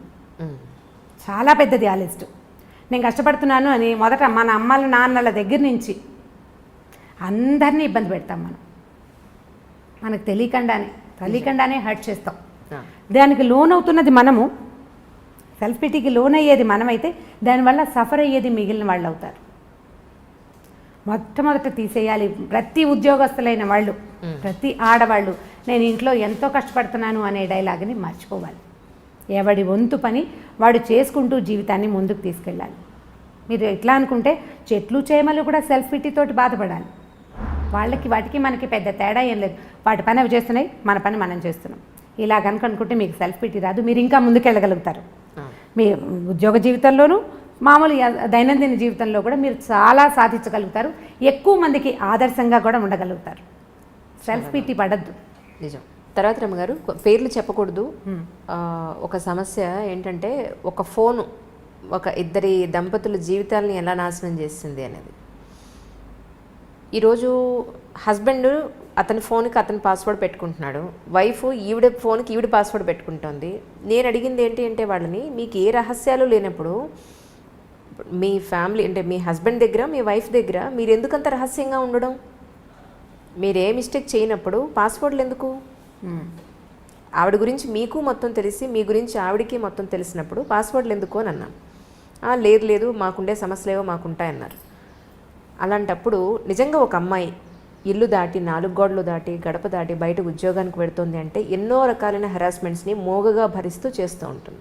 ఇది నిజం. అది తల్లికి చెప్పుకోలేకపోవచ్చు, హస్బెండ్కి చెప్పుకోలేకపోవచ్చు కూడా. కొన్ని భరించి, కొన్ని ఒక్కొక్కసారి భరించి రివర్స్ అయ్యి, లేదా చాలా జరుగుతూ ఉంటాయి బయట. ఇవన్నీ కూడా ఇంటి వరకు రావు, ఆ అమ్మాయి మనసులోనే ఉండిపోతాయి. ఇలాంటి ఇష్యూస్ ఏమన్నా బయటపడతాయేమో అని అమ్మాయి ఏమన్నా కొంత సంకోచించచ్చేమో, కానీ అబ్బాయిల విషయాల్లో ఎస్పెషల్లీ హస్బెండ్స్ తండ్రుల విషయాల్లో అంత సీక్రెసీ మెయింటైన్ చేసేది ఏముంటుంది? ఇలా చేయడం కరెక్టా? ఒక ఫోన్ ఇద్దరి జీవితాలు నాశనం చేస్తోంది అంజలి, ఈ విషయంలో ఎలా చేస్తే బాగుంటుంది అని అడగమన్నారు. ఫోన్లు అంటే మూలాలకు వెళ్ళాలి కదా మనం. ఇప్పుడు ఇదివరకటి ఇంత అవకాశాలు లేవు కదా అంజలి. ఇప్పుడు వర్క్ చేస్తారు, వర్క్ ప్లేస్లో రకరకాల స్నేహాలు ఉంటాయి. ఇళ్లల్లో కంటే ఆఫీసుల్లో హెచ్చుగా స్పెండ్ చేస్తున్నారు ఆడగాని మగగాని. ఇంటికి వచ్చాక ఏం చేస్తాము, రాత్రి 9కి ఇల్లు చేరితే ఏదో తిండి తింటారు, ఒక అరగంట 2 గంట ఏదైనా అప్పుడు కూడా ఫోన్లో ల్యాప్టాప్లో తెరిచి ఏదో ఆఫీస్ పనో ఇంకోటో చేస్తారు, పడుకుంటారు. తెల్లారు లేచేసరికల్లా ఎవరి పరుగు వాళ్ళదే. ఇప్పుడు సంసార జీవితాలు అతి చిన్నవిగాను, ఉద్యోగ జీవితాలు అతి పెద్దవిగాను ఉన్నాయి. వీళ్ళకి రకరకాల స్నేహాలు, రకరకాల ప్రలోభాలు, రకరకాల ఆకర్షణలు. ఇప్పుడు ప్రతివాడు అందులోంచి బయటపడి దాన్ని దగ్గరికి రానివ్వకుండా చేసి కంట్రోల్ చేసుకోగలిగే అవకాశం అందరికీ ఉండదు. ఎవడి ప్రలోభం వాడిది. ఇప్పుడు వీక్ మూమెంట్స్ అనేవి ఇదివరకు పాత రోజులైతే జీవితానికి 1-2 ఉండేవి. ఇప్పుడు ఎవ్రీడే ఒక వీక్ మూమెంట్ ఉంటుంది, ప్రతిరోజు ఏదో ఒక వీక్ మూమెంట్ ఉంటుంది. ఎందుకంటే వీడిని పట్టి లాగేవి, వెనకాల పట్టుకోగలిగే బంధాలు కొంచెం తక్కువ అవుతున్నాయని అనిపిస్తుంది. మానసికంగా లేవు. మానసికమైన బంధాలు దృఢత్వం లేకపోవటం వల్ల వీళ్ళు ప్రలోభపడడానికి హెచ్చుగా అవకాశం కనిపిస్తోంది. ఇప్పుడు ఆడవాళ్ళు మగవాళ్ళు కూడా. ఇందులో మగవాళ్ళు ఇలా చేస్తున్నారు, ఆడవాళ్ళు చేయటం లేదని మీరు అనుకోకండి. నేను ఫెమినిజంకి నేను బాగా వ్యతిరేకిని. ఎందుకంటే ఇప్పుడు ఆడవాళ్ళు ఏం చేయట్లేదు, ప్రతిసారి ఆడవాళ్ళే విక్టిమ్స్గా లేరు. ఏం లేరు. మనం పేపర్ తెరిస్తే ఇప్పుడు వాళ్ళు దుర్మార్గులుగానే కనిపిస్తున్నారు, వీళ్ళు దుర్మార్గులుగానే కనిపిస్తున్నారు. సొంత పిల్లల్ని చంపేస్తున్న వాళ్ళు, పాముల్లాగా పెట్టిన గుడ్లని మింగేసేవాళ్ళు ఎంతమంది ఉన్నారు. మంచి అటు ఇటు కూడా ఉంది, చెడు కూడా ఉంది. ఇదివరకు కొద్దిగా తక్కువ ఉండేది పాత రోజుల్లో. ఇప్పుడు విశృంఖలత పెరిగింది. పిల్లలే కాదు, పెద్దవాళ్ళు కూడా దీనికి ఏమి అతీతులు కాదు. ఇప్పుడు ఇలాంటివి మీరు చెప్పినట్టు ఫోన్ కనుక మధ్యలో ఉంటే ఈ బంధాన్ని బలపరచుకోవడానికి మనం ఏదైనా ట్రై చేయాలి. ఇప్పుడు గొడవ వచ్చింది, ఏదో ఫోన్ వల్లే అనుకుందాము, సెపరేషన్కి దారి తీస్తుంది ఇది. అవును, ఫోన్ని సెపరేట్ అవుతావు, తర్వాత ఏం చేస్తావు? ఈ ప్రలోభం లేని మనుషులు ఉన్నారా ఇప్పుడు లోకంలో? లేరు కదా. సో దీన్ని తెలుసుకుని వదిలిపెట్టేయండి, దాన్ని వదిలించడానికి ప్రయత్నం చేయండి, మాట్లాడుకోండి. మాట్లాడాల్సిందే తప్పిస్తే రెండో దారి లేదు. ఇప్పుడు దీనికి ఎన్ని రకాల కారణాలు ఉంటాయో. వీళ్ళిద్దరికీ ఫ్రెండ్షిప్ సరైనది లేకపోవటం, వైఫ్ అండ్ హస్బెండ్కి సరైన సెన్సిటివిటీ, సాన్నిహిత్యం లేకపోవటం. ఫ్రెండ్షిప్ ఉండటం వేరు, సాన్నిహిత్యం ఉండటం వేరు కదా. భార్యాభర్త ఓన్లీ ఫ్రెండ్స్గా ఉండరు, సన్నిహితంగా ఉంటేనే మన మధ్య బంధం బలపడేందుకు అవకాశం ఉంటుంది. ఇప్పుడు ఇది కూడా తక్కువగా ఉంది. మధ్యలో పిల్లలు, లేకపోతే ఉద్యోగాలు, అది కూడా కాకపోతే ఈగోస్ రకరకాలు. వాళ్ళకో రకం, వీళ్ళకో రకం. ఇద్దరు ఒకే ప్రొఫెషన్లో ఉంటే ఓ రకము, చెరుకో ప్రొఫెషన్లో ఉంటే ఇంకో రకము. సంపాదనల్లో హెచ్చుతగ్గులు, తారతమ్యాలు. వాటి వల్ల ఏమవుతుంది, మనం మనుషులము కలిసి ఉండటానికి పెళ్లి చేసుకున్నాము, కలిసి ముందుకెళ్దాము అనే అవగాహన ఉండటం లేదు ఆడమగకి కూడా. ఎంతసేపు నేను అనేదానికి పెద్ద పీట వేస్తున్నాం. పాత రోజుల్లో కుటుంబం అంటే మేము మా వాళ్ళు అనేవాళ్ళం కదా, ఒక గుంపు చిన్న చిన్న గుంపులుగా ఉండేవాళ్ళం. ఈ గుంపు మనము అనేది ఉండేది. క్రమంగా నేను, నా భార్య, నా పిల్లలు వచ్చింది. పెద్ద గుంపు నుంచి చిన్న చిన్న గుంపులు విడిపోయాం మనం. ఓ భర్త, భార్య, భర్త, ఓ 10 మంది పిల్లలు అనుకోండి. ఈ 10 మంది పిల్లల్లో మళ్ళీ సెపరేషన్ వచ్చింది. ఒక భార్య, ఓ భర్త, 1 or 2 పిల్లలు, నేను, నా పెళ్ళాము, నా పిల్లలు. ఇప్పుడు ఇది కూడా పోయి నేను అనేది వచ్చేసింది. అవును, నేను ఒక్కడనే కాను, నాతో పాటు ఓ భార్య ఉంది, ఓ 2 పిల్లలు ఉన్నారు, మేమిద్దరం కొట్టుకుంటే వీళ్ళ మీద ఎటువంటి ఇది వస్తుంది అనేది మగ కానీ ఆడ కానీ ఖచ్చితంగా మనం ఆలోచించాలి. పోనీ నువ్వేదో ప్రలోభపడ్డావు, నీకేదో స్నేహాలు ఉన్నాయి, ఏవో ఆకర్షణలు ఉన్నాయి, వీటి వల్ల సంసార జీవితం ఇబ్బందుల్లో పడితే పిల్లలతో పాటు మన పేరెంట్స్, ఆ అమ్మాయి పేరెంట్స్ వీళ్ళు కూడా ఇబ్బంది పడతారు అనే ఆలోచనలు కొంచెం తక్కువగా ఉంటున్నాయి. ప్రధానమైనది ఏంటంటే నేను అనే దానికి పెద్దపీట వేయటం మనం మానేయాలి. ఎవరైనా సరే కొద్దిగా సెల్ఫ్ తగ్గించుకోవాలి. ఒకవేళ అవతల వాళ్ళలో చిన్న తప్పు మనం కనిపెట్టామనుకుందాం, మీరు క్షమిస్తారా అని నన్ను అడగండి. కొంత క్షమించాలి. కొంత క్షమాగుణం కనుక మనం అలవర్చుకుంటే ఏదో చిన్న పొన్న తప్పుని లెట్ గో చేయటం నేర్చుకోండి. ఒక చిన్న తప్పు దీన్ని రిపీట్ చేయొద్దు. ఇప్పుడు మన పిల్లాడు అనుకోండి, మన కొడుకు లేదా మన కూతురు ఏదో పొరపాటు చేస్తారు, ఓ 2 చెంపకాయలు కొట్టి ఏదో తిట్టి ఒక పూట మనం కూడా అన్నం తింటాం మానేసి యథాశక్తి ఏడ్చి ఏం చేస్తాం, పిల్లని వెళ్ళిపో మా ఇంట్లో నుంచి అంటామా? అనం కదా, సర్దు కూరుకుంటాం. దాన్ని బ్రెయిన్లో ఒక పక్కన ఎక్కడో చుక్కలాగా పెట్టుకుంటాం, దాన్ని దాచిపెడతాం. నలుగురు ముందు మా అబ్బాయి ఇలా చేశాడని చెప్తారా మీరు? చెప్పరు, దాచిపెడతారు. మీరు అలాంటి క్షమాగుణం ఆడ మగ అలవర్చుకుంటే కనుక కొంచెం పర్వాలేదేమో అని అనిపిస్తుంది. నీకు తెలిస్తే చాలా ఆగట్లేదు, ఉద్వేగం కష్టంగా ఉంది లోపల, వీడు నన్ను చీట్ చేశాడు లేదా ఇది నన్ను చీట్ చేసిందని మీకు అనిపిస్తోంది కష్టం కడుపులో. దాన్ని ఎవరితోటైనా క్లోజ్ ఫ్రెండ్స్ తోటి, ఆ ఫ్రెండ్షిప్ ఎలా ఉండాలి, నూతులోకి రాయి వేస్తే రాయి నిదానంగా వెళ్ళిపోతుంది అడుక్కి, అలా కూడా రాదు పైకి. అలాంటి స్నేహం ఎవరితోటి ఉందో వాళ్ళతోటి షేర్ చేసుకోండి. ఎంత కష్టమో ఈరోజు అలాంటి స్నేహం, చాలా కష్టం, చాలా కష్టం. మనం ఒక మాట చెప్తే దానికి చిలవలు పలవలు చేసేసి దానికి మసాలా యాడ్ చేసి మళ్ళీ ఎక్కడెక్కడి నుంచో మళ్ళీ తిరిగి మనకే వస్తుంది. అవును, మనం చెప్పిన ఒక సెంటెన్స్ 100 రకాల సెంటెన్సులుగా మన దగ్గరకు వస్తుంది. అవును, దీనికి ప్రయత్నం చేసి చూడండి. ఒకసారి లెట్ గో చేయటం వల్ల, క్షమించటం వల్ల మీకు లైఫ్ ఈజీ అవుతుంది. ఈ సమస్యలు వస్తున్నాయి, ఉన్నాయి, ఇంటింటా ఉన్నాయి. ఏదో 10 ఇళ్ళకి ఒకటి కాకుండా ఆల్టర్నేట్ ఇళ్లలో కూడా కనిపిస్తుంది. ఎవరిని కదిపినా ప్రతిసారి ఇవి ఉంటూనే ఉంటాయి. కొన్ని సంసారాలు అవి ఉన్నా కూడా వాళ్ళు సజావుగా పోతున్నారంటే మనకేమనిపిస్తుంది అంటే లేటెస్ట్ భావజాలంతో, అంటే ఈ తరపు భావజాలానికి నేనైతే ఇలా చేయను, వాడు నన్ను మోసం చేస్తే వాడిని తీసి అవతల పారేయాలి. ఎంతమందిని తీసి పారేయగలం మనం కదా? ఈ ఆలోచన ధోరణి కనుక మార్చుకుంటే ఇంత పెద్ద ఇబ్బంది ఉండదేమో అని అనిపిస్తుంది. సమస్యలు ఖచ్చితంగా వస్తాయి సంసారంలో. అది ఎవరి ద్వారా అయినా, ఎవరి వల్ల అయినా కావచ్చు. అది మరీ పెద్దదనుకోండి, క్షమించేసి తలోగ్యం ఉండమని నేను చెప్పను, కానీ చిన్న వాటిని వదిలేయచ్చు. పిల్లల్లో చిన్న చిన్న తప్పులు మనం క్షమిస్తాం కదా, అట్లా పార్ట్నర్లో తప్పులు కూడా మనం క్షమించగలిగితే కొద్దిగా చూసి చూడనట్టు ఊరుకుంటే, మాట్లాడకుండా చూసి చూడనట్టు ఊరుకున్నామంటే వాళ్ళు రెచ్చిపోయే అవకాశం ఉంది. మొదటే మాట్లాడుకుని అది మనం సర్దుకుని చూద్దాం కొంతకాలం పాటు. అప్పుడు కూడా ఏమీ సర్దుబాటు అవ్వలేదనుకోండి, అప్పటి సంగతి అప్పుడు చూడొచ్చు. ముందు కొన్ని రోజులు నడుస్తాయా, ఈ లోపల మన పిల్లలు కొంచెం పెరుగుతూ ఉంటారు. పిల్లల వల్ల కూడా కొంత మార్పు రావడానికి అవకాశం ఉంటుంది. కానీ దీనికి ఇదే మార్గం, ఇంకా రెండో మార్గం లేదు, ఇంకేం చేయలేం మనం. దీన్ని స్క్రూటినీ చేయటం వల్ల మనకు వచ్చే ఉపయోగం ఏమీ ఉండదని నేను ప్రగాఢంగా విశ్వసిస్తాను. ఈ విషయాన్ని ప్రధానంగా కడుపులో దాచుకోలేకపోతాం, కష్టంగా ఉంటుంది. దాన్ని షేర్ చేయటమే. లేదా మనకు ఒక పాత మెథడ్ ఉందండి, ఒక మంచి పలక బలపం కొనుక్కోండి, చక్కటిది, బాగా రాయాలి అది. అప్పుడు చక్క పలక మీద మీకు తెలుగు వస్తే తెలుగులో మీకు నోటికి వచ్చినన్ని తిట్లు రాసుకోండి, తర్వాత పలక చెరిపేయండి. మీరు ఎలా మోసపోయారో కూడా దాని మీద రాయండి. ఒకసారి రాస్తే కచ్చ తీరలేదు అనుకోండి, 2-3 సార్లు రాయండి. తర్వాత మీకు రాయటం పట్ల విసుగొస్తుంది. మొదట రాసిన సెంటెన్స్లు తర్వాత మీరు రాయలేకపోతారు. మెల్లిగా లోపలున్న కచ్చ తగ్గిపోతుంది. నాకు ప్రాక్టికల్గా తెలిసేది. మా ఇంట్లో 2-3 పలకలు ఉన్నాయి. So nice. పేపర్ మీద రాస్తే ఉండిపోతుంది, పలకైతే చెరిపేయచ్చు. పలకలకి ఇప్పుడు బాగా డిమాండ్ రావాలి.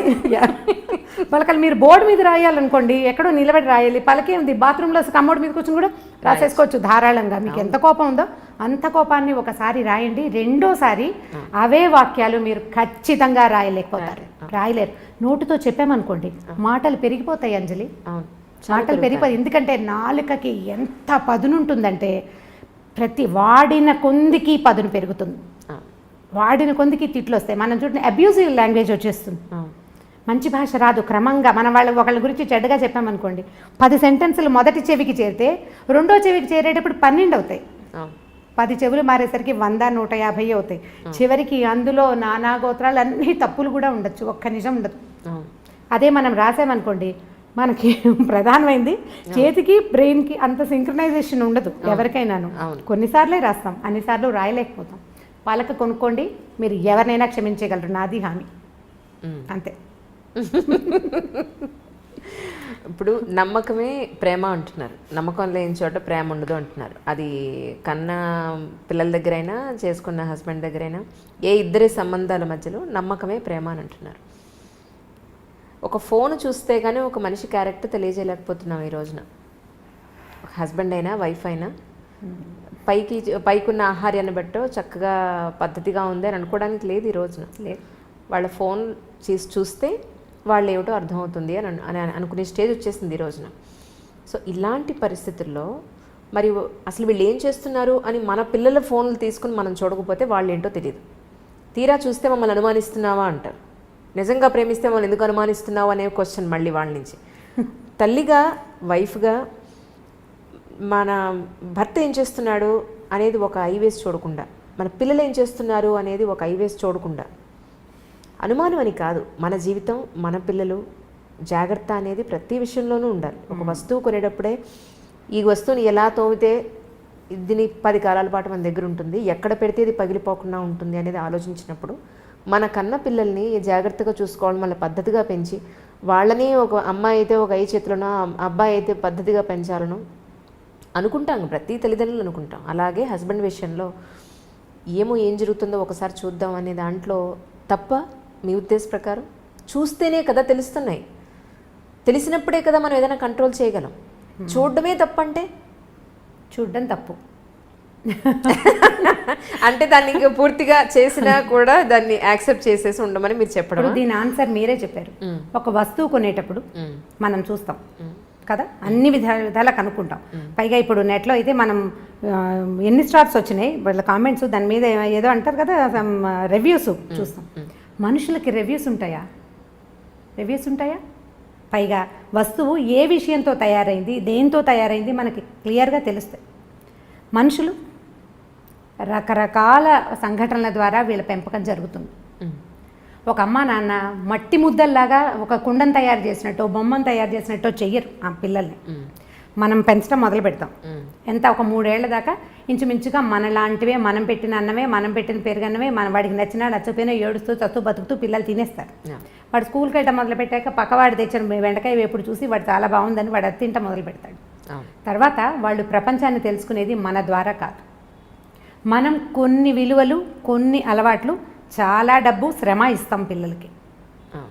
మీరైనా అంతే, మీ అమ్మా నాన్న కూడా మీకు అలాగే చేశారు కదా. ఇప్పుడు మీరు పెరిగింది వాళ్ళ వల్లే కాదు కదా, మిగిలిన ప్రపంచం అంతా చూసి పెరిగారు. ఇప్పుడు ఈ ప్రపంచంలో నువ్వు పెరిగిన దాంట్లో ఏమేమి ఉన్నాయి అనేది మీకు ఎలా తెలుస్తుంది? వస్తువు అయితే తెలుస్తుంది, ఇందులో ఏముందో. మనుషుల్లో తెలియదు. కాబట్టి మనుషుల్ని మనుషులుగానే స్వీకరించాలి. వాడి లోపలికి వెళ్ళి ప్రతి లోతులో ఉన్నది తెలుసుకోవడానికి పుస్తకాలు కాదు కదా మనుషులు. మనం నిదానంగా తెలుసుకుంటాం. వాడి లోతు, వాడు చూపించని ఒక రహస్యం ఉందనుకోండి, భర్తలోనో భార్యలోనో, ఆ రహస్యాన్ని రహస్యంగానే మనం ఎందుకు ఉండనివ్వకూడదు? పీప్ చేయటం వల్ల, ఇప్పుడు పీప్ చేయటం వల్ల అదే కంటిన్యూ అవుతుందిగా. అడగండి. ఇప్పుడు అడగడం అంటే ఇప్పుడు ఎలా ఉంటుందంటే, ఇది ఊరికే ఒక సెంటెన్స్గా అయిపోదు అంజలి. ఇవాళ నువ్వు ఫోన్ చూసావు, భర్తది, ఒక అమ్మాయి భర్త ఫోన్ చూసింది, ఇవాళ ఒక రోజుతోటి ఆగదు, రేపు కూడా చూడాలనిపిస్తుంది. ఇవాళ మాట్లాడావు నీ ఫోన్లో, వాళ్ళు ఎవరో ఫోన్ నెంబర్లోనే నువ్వు ఎందుకు చేసావు, మాట్లాడాము, పోట్లాడుకున్నావు, సరిపోయింది. 10 రోజుల తర్వాత ఫోన్ అక్కడ కనపడితే బుద్ధి, చెయ్యి 2 దాని మీదకే వెళ్తాయి. అవును. ఈ చూడడం మొదలు పెడితే నువ్వు ఎప్పుడూ చూస్తూనే ఉంటావు. నువ్వు ఏం చేసి ఎంతసేపు శోధించి వాడిని నీతో ఉంచుకోవాల్సిన పని ఏమిటి? అనుక్షణం శోధిస్తున్నప్పుడు ఎందుకు వాళ్ళు నీతో ఉండటం? నువ్వు అనుక్షణం అనుమానిస్తున్నట్టే. మొదటిసారి అనుమానంగా ఉండదు, నువ్వు క్యాజువల్గా చూస్తావు, తర్వాత అది అనుమానం అని అనాలి. ఇప్పుడు ఎంతసేపు అనుమానిస్తూ అతన్ని నీతోనే నువ్వు ఎందుకు ఉంచుకోవాలి? అనుమానించి, ప్రశ్నించి, పోట్లాడి దాని మీద ఏదో ఒక రిజల్యూషన్ ఒకటి సాధించి తర్వాత మళ్ళీ 10 రోజుల పైకి మళ్ళీ ఫోన్ కనపడంగానే మన బుద్ధి దాని మీదకే వెళ్తుంది. ఏం చేస్తున్నారో వీళ్ళు నేను లేనప్పుడు అని అనిపిస్తూ ఉంటుంది. అసలు ఈ ఆలోచనే సరైంది కాదని నేను భావిస్తాను. పిల్లల విషయం అనుకోండి, పిల్లాడు అనుకుందాం.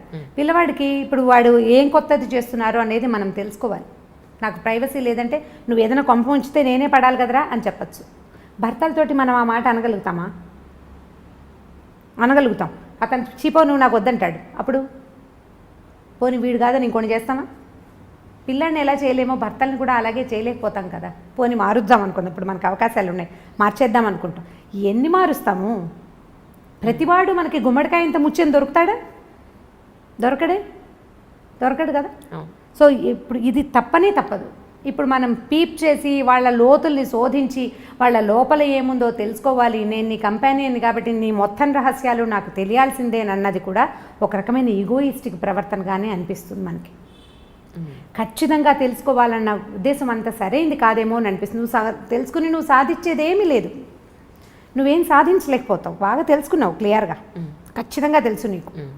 అంత ఖచ్చితంగా అద్దం లాంటి మనస్తత్వం కలిగిన మగవాడికి కూడా వీక్ మూమెంట్ రావచ్చు. ఎక్కడో ఒక ప్రలోభం తగలచ్చు. ఆ ప్రలోభానికి కారణం మనలాంటి ఇంకొక ఆడదే కావచ్చు, లేకపోతే ఎవరైనా మగవాళ్ళు అవ్వచ్చు, ఎవరో అవ్వచ్చు, ఫ్రెండ్స్ అవ్వచ్చు, మనం చెప్పలేకపోతాం. ఇప్పుడు ఈ వీక్ మూమెంట్స్ అనేవి మనుషుల జీవితాల్లో ఉండటం సహజమేనా? మనం ఒప్పుకోవాలి కదా దానికి. కాదు, ప్రతివాడు శ్రీరామచంద్రుడిలాగా ఉండాలా? ఏ కాలం ఇది? ఇప్పుడున్న కాలం ఏమిటి? మనం ఎక్కడున్నాం ఇప్పుడు? అసలు ఇదివరకటి పద్ధతులే ఇప్పుడు లేవు కదా. ప్రతి వాళ్ళకి ప్రలోభాలు తప్పవు. ఈ లోతులు శోధించాలి అని కనుక పెట్టుకుంటే నువ్వు శోధిస్తూనే ఉంటావు. వదిలిపెడితే నువ్వు ఈ జీవితంలో ఏదైనా సాధిస్తావు, ఇంకోటి ఏదైనా. దీన్ని నువ్వు సాధించగలిగేది సుతరాము లేదు, ఇందులో ఏమీ లేదు. కనుక్కుని మనం ప్రయోజనం ఏం లేదు. సరే, ఇప్పుడు ఒక ప్రాక్టికల్ ఒక అమ్మాయి లైఫ్ కట్టే కొట్టే తెచ్చేలాగా చెప్తాను, మీకు దాని సొల్యూషన్ చెప్పండి. అలా అయితే ఆ అమ్మాయి విలేజ్ నుంచి మామూలు నార్మల్ బ్రాహ్మణ్ ఫ్యామిలీ నుంచి వచ్చి హైదరాబాద్ పెళ్లి చేసుకుని హైదరాబాద్ వచ్చింది. ఆ అమ్మాయికి 2 పిల్లలు, వైఫ్ అండ్ హస్బెండ్స్కి 2 పిల్లలు. ఒకరోజు పిల్లలు తీసుకొచ్చి అమ్మాయి మామూలు చదువుకుంటే యూట్యూబ్ తెలియదు, నెట్ తెలియదు, ఏమీ తెలియదు, అమ్మాయికి నాలెడ్జ్ లేదు. ఆ అమ్మాయి మొగుడు ఫోన్ కూడా ఒక 20 సంవత్సరాలుగా ఏం జరుగుతుందో కూడా చూడాలని కూడా తెలియనంత అమాయకురాలు. పిల్లలు తీసుకొచ్చి ఫోను, ఇదిగొమ్మ నాన్న ఇవన్నీ చూస్తున్నారు అని చెప్పి పిల్లలు తీసుకొచ్చి వాళ్ళ నాన్న ఫోన్ చూపించారు. ఇది ఏమిటి, ఎలా చూస్తారని పిల్లల దగ్గర నుంచి నేర్చుకుంది ఆ తల్లి. చూసిన తర్వాత మొగుడిని పిలిచి అడిగింది, పిల్లలు చూపిస్తున్నారు ఇలా మీరు చూస్తున్నారని, ఇవి వాళ్ళు కూడా చూస్తున్నారు, మీరు ఈరోజు ఏం చూసారు, నిన్నేం చూసారు, గత 5 ఏళ్లుగా మీరు చూసేవన్నీ పిల్లలు కూడా చూస్తున్నారు, సో ఇలా మీరు చెయ్యొద్దు అని చెప్పింది. నేను ఇలాగే చేస్తాను, నీకు ఇష్టం ఉంటే ఉండు, లేకపోతే వెళ్ళిపో అన్నాడు. మీ నీడ పిల్లల మీద కూడా పడకూడదు అని అంది. ఓకే అంటే ఆయన వన్ ఫైన్ మార్నింగ్ ఆయన తాగే ఔన్స్ గ్లాస్తో సహా తీసుకుని వెళ్ళిపోయాడు. ఈవిడికి ప్రాపర్ ఎడ్యుకేషన్ లేదు, ప్రాపర్ ప్రొఫెషన్ లేదు, 2 పిల్లలు, ఎలా బతుకుతుందని వెళ్ళిపోయాడు అతను. ఇప్పటికి 5 ఏళ్ళు అయింది. అసలు అతనికి బాధ్యత ఉందంటారా? ఎక్కడుంది బాధ్యత? లేదు. మరి ఇప్పుడు అడగడమే తప్పంటున్నారు. ఫోన్ అక్కడ చూడలేదు అమ్మాయి. మరి పిల్లలు చూసి ఇప్పుడు ఎవరికి తప్పు, ఎవరి జీవితం ఇప్పుడు మట్టిలో కలిసిపోతుంది అక్కడ. ఇది పాయింట్. ఇవి కొన్ని కేసులే కదా అంట. అవును, ఇది ఇలాంటిది ఒక కేసు. అవును. ఇప్పుడు ఈ అమ్మాయికి సొల్యూషన్ ఏంటంటే పోలీస్ కేసు పెట్టడమే. ఇప్పుడు నేనేమంటున్నాను, ఇంత ఎక్సెంట్రిక్ థింగ్లోకి వెళ్ళిపోతే, ఇంత ఎక్స్ట్రీమిటీలోకి వెళ్ళిపోతే తప్పకుండా దీనికి లీగల్గా ప్రొసీడ్ అవ్వాల్సిందే, తప్పకుండా సెపరేషన్ తీసుకోవాల్సిందే. ఇప్పుడు ఇలాంటిది వాళ్ళు ఎవరి జీవితంలో అయిందని ప్రతి వాళ్ళ జీవితాల్లో ఎలా అవుతాయి? ఇది అందరికీ అవ్వదు. పైగా ఇప్పుడు మీరు చెప్పిన కేసులో ఈ అమ్మాయి చదువుకోలేదు, ఆ అమ్మాయికి తెలియదు. ఇప్పుడు జనరల్గా శోధించదలుచుకునే వాళ్ళు భర్త ఏం చూస్తున్నాడు, అతని ఫోన్ ఎలా ఆపరేట్ చేస్తాడు, లేదా దానికి ఏదో నెంబర్ పెట్టాడు, ఈ అమ్మాయి దాన్ని డీకోడ్ చేసి సాధించేయగలుగుతుంది. ఇప్పుడు సపోజ్ వీళ్ళు మళ్ళీ కలిసిన్నా, లేదా ఈ అమ్మాయి వేరే పెళ్లి చేసుకున్నా, ఈ అమ్మాయి మనసులో థాట్ ఏముంటుంది, అమ్మో ఈయన మళ్ళీ ఏం చేస్తున్నాడో ఒకసారి చూద్దామని అనిపిస్తుందా, అనిపించదు? దాన్నే కదా చెప్తున్నాడు, మీరు కిల్ చేసుకోవాల్సింది దేన్ని? ఇప్పుడు వస్తువు పనిచేస్తుందో లేదో చూసి మనం షాప్లో టెస్ట్ చేసుకున్నట్టుగా మనుషుల్ని టెస్ట్ చేయకూడదు. టెస్ట్ చేస్తే నువ్వు బతకలేవు, వాళ్ళ సంగతి పక్కకు పెట్టు, మనం హాయిగా ఉండాలా ముందు. ఇప్పుడు పిల్లలది కూడా వెతకద్దంటారు మీరు? పిల్లల్ని చూడండి, పిల్లల్ని చూడొచ్చని చెప్తున్నాను నేను. పిల్లలది శోధించాలి, మగవాళ్ళది కూడా శోధించండి 1 టైం ఒకసారి మాట్లాడు. ఈ మాట్లాడుకున్న తర్వాత నీ బుద్ధిని అటువైపు వెళ్ళనివ్వకుండా ఉండే వ్యాపకం ఏదైనా మీరు పెట్టుకోవాలి. ఒకసారి కనుక మనకి లోపల అనుమానం పురుగు ప్రవేశించిందా ఇక దాన్ని బయట పెట్టలేము. అది ఈగో ఎలాంటి పురుగో అనుమానం కూడా అలాంటిదే. అనుమానం పెనుభూతం అని చెప్పి వాళ్ళు చిన్నప్పుడు, అది పోదు, వదిలిపెట్టదు మనని. ఇప్పుడు అనుమానంగా కాదు, యాదృచ్ఛికంగా చూసేవు, దాని మీద సెర్చ్ చేసావు, నీకు తెలిసింది, అతన్ని అడిగేవు, లేదా అతను ఆ మగవాడే అమ్మాయిని అడిగారు. ప్రతిసారి ఇలా మాట్లాడితే మేము ఏమే చేస్తామా అని వీళ్ళు పోట్లాడతారు. వాళ్ళు అడిగారు, మీరు మాట్లాడుకున్నారు, ఇది చెయ్యొద్దు, ఇలాంటివి పనికిరావు, ఇది రేపొద్దున బయటపడితే మన పిల్లల జీవితాలు ఇలా అవుతాయని మీరు సాయిదా పాయిదాగా మాట్లాడుకోండి. కొంత దీని మీద అదుపు సాధించండి ఎంతో కొంత. తర్వాత లెట్ గో చెయ్యండి. కానీ ప్రతిరోజు నువ్వు శోధిస్తాను, ప్రతిరోజు నేను ఎక్కడికి వెళ్తున్నాడో స్పై చేస్తాను అంటే అది తప్పు కాదు. దానివల్ల వాళ్ళు తప్పు అమర్యాద కాదు, నువ్వు హాయిగా ఉండవు కదా. అవును, నువ్వు హాయిగా ఉండవు, ప్రశాంతత ఏది జీవితానికి? ఇక ప్రశాంతత లేదు, నువ్వు తింటున్నా పడుకుంటున్నా ఎక్కడికైనా వెళ్ళినా ఏం కొంప మునిగిపోతుందో, ఇక నీ జీవితానికి స్థిమితమే లేనప్పుడు ఇంకా కలిసి ఉండటానికి ఏమీ అర్థం లేదు. ఇప్పుడు మగవాళ్ళ సంగతి చూద్దాం. ఒకదేదో బ్యాడ్ థింగ్ జరిగింది అనుకుందాం, మిగిలిన గుడ్ థింగ్స్ అన్నీ చిన్నవైపోతాయి కదా. అవును కదా, మనం ఏం చేయొచ్చు, ఈ గుడ్ థింగ్స్ని కొంచెం పెద్దవిగా ఆలోచిస్తే ఈ బ్యాడ్ థింగ్ చిన్నదిగా తోస్తుంది మనకి. సో అల్టిమేట్గా అడ్జస్ట్ అవ్వండి అని చెప్తున్నారు. ఖచ్చితంగా అడ్జస్ట్ అవ్వాల్సింది. ఏమిటి సమస్య తీవ్రంగా ఉంటే వదిలేయండి. ప్రతిసారి ఇదే చెప్తాను నేను, మీరు ఎన్ని ప్రశ్నలు అడిగినా నేను ఇదే చెప్తాను. సమస్య తీవ్రమైతే నువ్వు తప్పించుకోలేని స్థితి వస్తే ఖచ్చితంగా తెంపేయటమే, ఏదైనా సరే, ఎవరితోటైనా, అటు పెద్దవాళ్ళతో కానీ పిన్నవాళ్ళతో కానీ పార్ట్నర్ తోటి కానీ. కానీ చిన్నపాటి సమస్యల్ని భూతద్దంలోంచి చూసి దాన్ని బాగా పెద్దది మీరే ఆలోచనల్లో చేసుకుని తెంపుడికి వెళ్ళొద్దు, జాగ్రత్త పడండి. పోనీ నీ జీవితం, నీతో పాటు పిల్లలు ఉన్నారనుకోండి, పిల్లలుంటే మరి వీళ్ళని సరిగ్గా తీసుకెళ్ళాలా? వీళ్ళకు కూడా జీవితం మీద అనుమానం కలుగుతుంది కదమ్మా. మీరు అది ఆలోచిస్తున్నారా అసలు? ఇప్పుడు నాకు అనుమానం కలిగింది అనుకుందాం, ఎవరో ఒక స్త్రీకి భర్త మీద అనుమానం కలిగింది, మగవాళ్ళు ఇంతే ఇంతే ఇంతే ఇంతే మగవాళ్ళు ఇలాగే చేస్తారని నమ్మితే మోసం చేస్తారు. ఓకే, ఈ పిల్లవాడు మగపిల్లాడు ఉంటే వాడేమనిపిస్తుంది, మగవాడు మోసం చేయొచ్చు అనే భావన మగపిల్లాడికి. ఆడపిల్లలకి మగవాళ్ళు ఎప్పుడు ఇలాగే చేస్తారు కాబట్టి మగ పెదవులు నేను నమ్మకూడదని ఆడపిల్లలకి. మనం ఇద్దరిని చెడగొట్టామా, దీనివల్ల ఇంకో ఇద్దరు చెడిపోతారు రేపొద్దున. ఎంతమందిని చెడగొట్టినట్టు? పైగా జీవితానుభవాలు ఎవరివి వాళ్ళవే కానీ రెండో వాళ్ళవిగా ఉండవు. మన జీవితానుభవాన్ని మనం చూసి ఆడపడుచులతోటో అత్తగారితోటో భర్తలతోటో ఇబ్బంది పడి జీవితం ఇలాగే ఉంటుందని పిల్లలకి ప్రబోధిస్తాం. నీ జీవితం ఉందని నీ తోటి ఉన్న వాళ్ళ జీవితాలు అలా ఉండకపోవచ్చు. అక్క చెల్లెళ్ళ జీవితాలు కూడా, ఒకళ్ళకి తాగుబోతు మొగుళ్ళు దొరుకుతారు, రెండో వాడు బంగారు కొండ కావచ్చు, రెండో అల్లుడు, మనం చెప్పలేకపోతాం. ఇప్పుడు దీన్ని చూసి ఇది అది ఒకేలా ఎలా ఉంటాయి? మనకి చేతి వేళ్ళే ఒకలా లేవు కదా. ఇప్పుడు మనం ఇంప్రెషన్ ఇవ్వకూడదు కదా, పిల్లలకి అభద్రతా భావాన్ని కలిగించకూడదు. ఇప్పుడు ఒకళ్ళే ఉంటే మీరు కొట్టుకున్నారు, సరే ఏదో సెపరేట్ అయ్యారు అనుకో. పిల్లలు ఉన్నప్పుడు పిల్లల పెరుగుదలతోటి ఇబ్బంది వేరేది, వీళ్ళకి చదువులు ఎట్లాగా, వీళ్ళకి సంపాదన ఎట్లాగా, వీళ్ళని సెటిల్ చేయటం ఎట్లాగా, ఇవన్నీ శేష ప్రశ్నలే. ఇవి కాకుండా వాళ్ళ మనసులు రేపొద్దున ఎలా అవుతాయి అనేది చూడాలి. ఇప్పుడు ఒక భర్త తాగొచ్చి భార్యని కొడతాడు అనుకోండి, తాగబోతు మొగుళ్ళు దెబ్బలు తినే పెళ్ళాల కథలు కూడా బోల్డ్ చదువుతుండే వాళ్ళం ఇది వరకు, ఇప్పుడు కొంచెం తక్కువ ఉన్నాయి.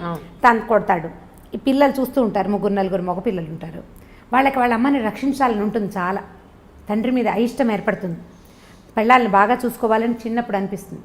కానీ వాళ్ళు పెళ్ళిళ్ళు అయ్యాక వీక్ మూమెంట్తో పిల్లలు చేతులు ఎత్తేస్తారు. 4 పిల్లలు ఉంటే 3 కనీసం భార్యల్ని కొట్టేవాళ్ళుగా తయారవుతారు, ఒకడే బెటర్గా ఉంటాడు. భార్యల్ని అదుపులో ఉంచడానికి ప్రయత్నం చేస్తారు, ఎందుకంటే వాళ్ళు అదే చూస్తూ పెరుగుతారు.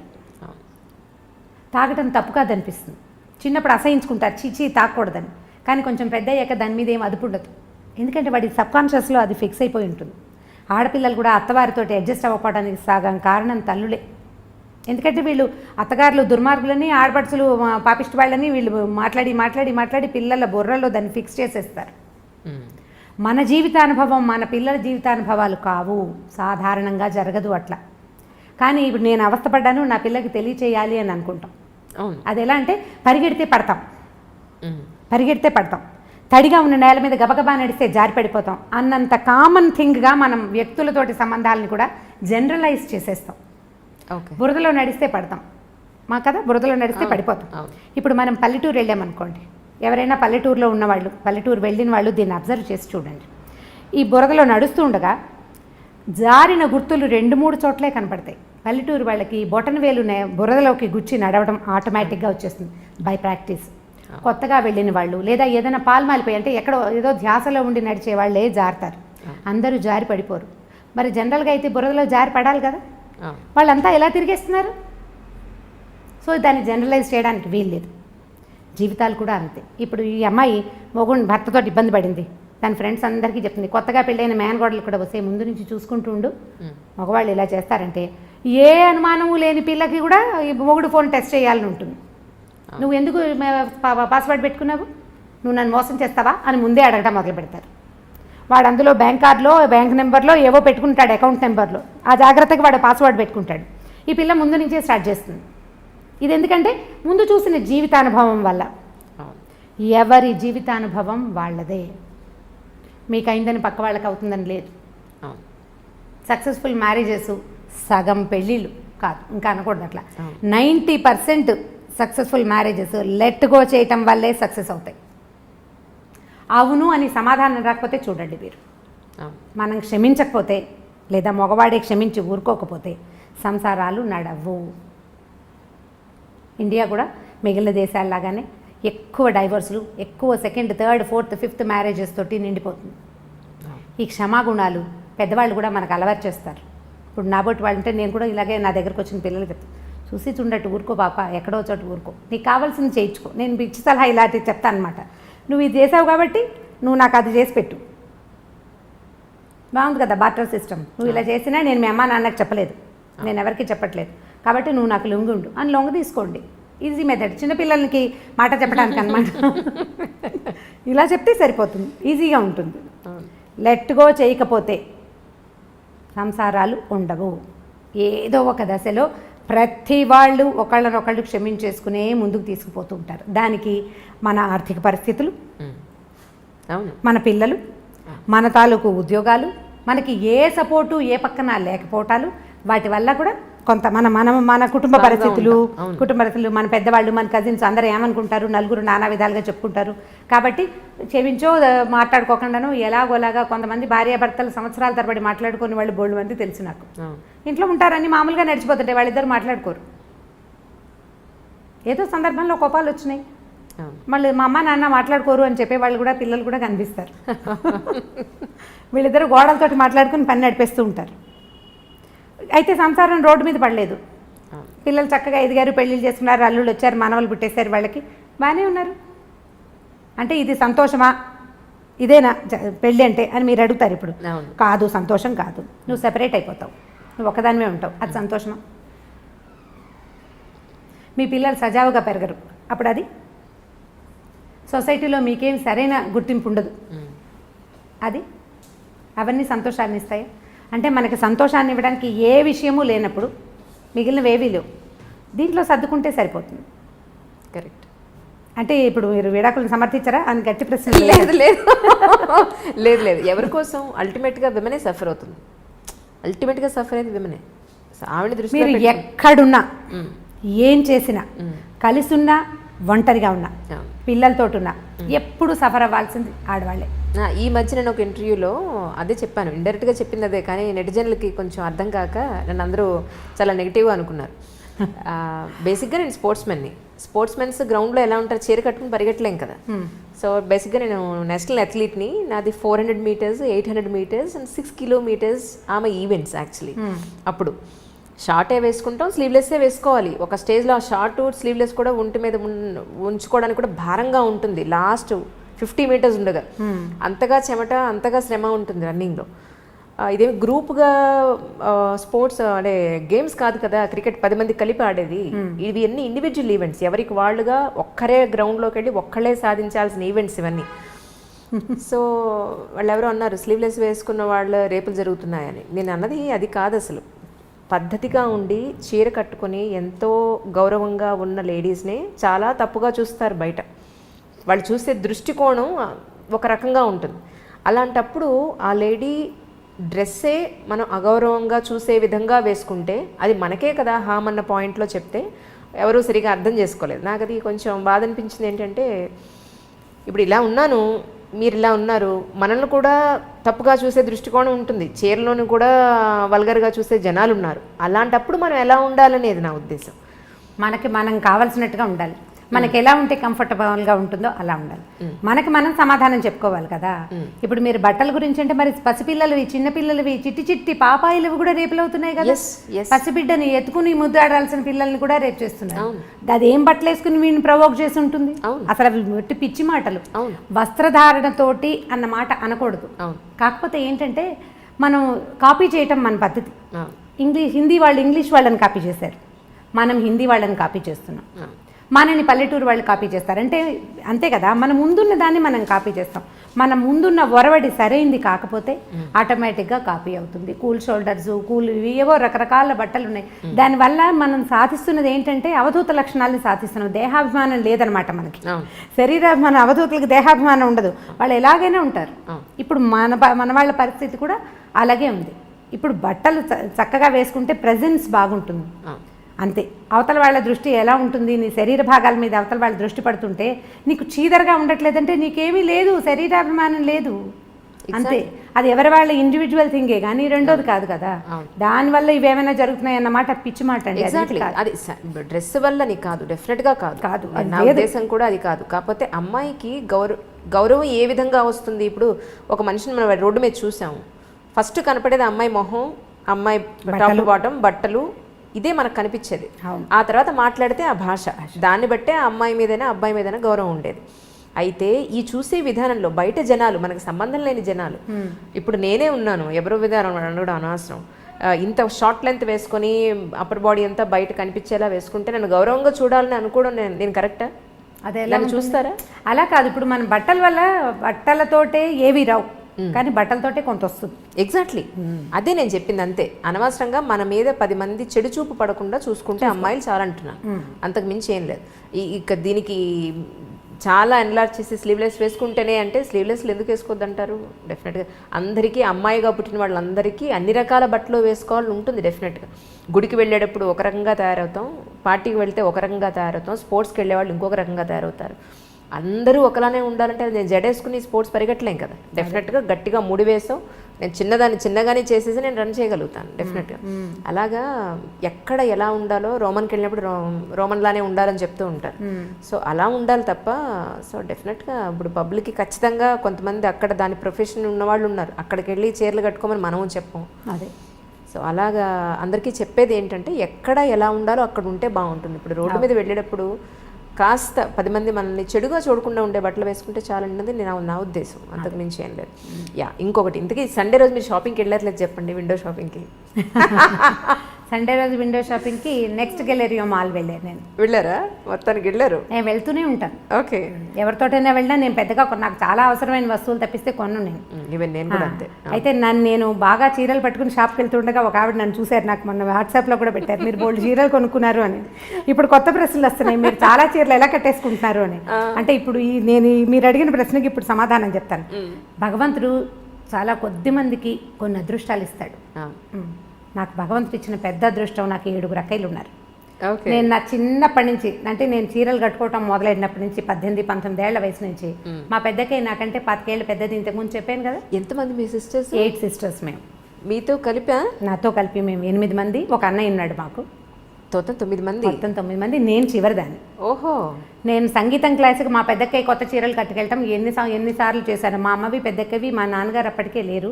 మా మదర్ కొత్త చీరలు సాధారణంగా కట్టుకునేవారు కాదు.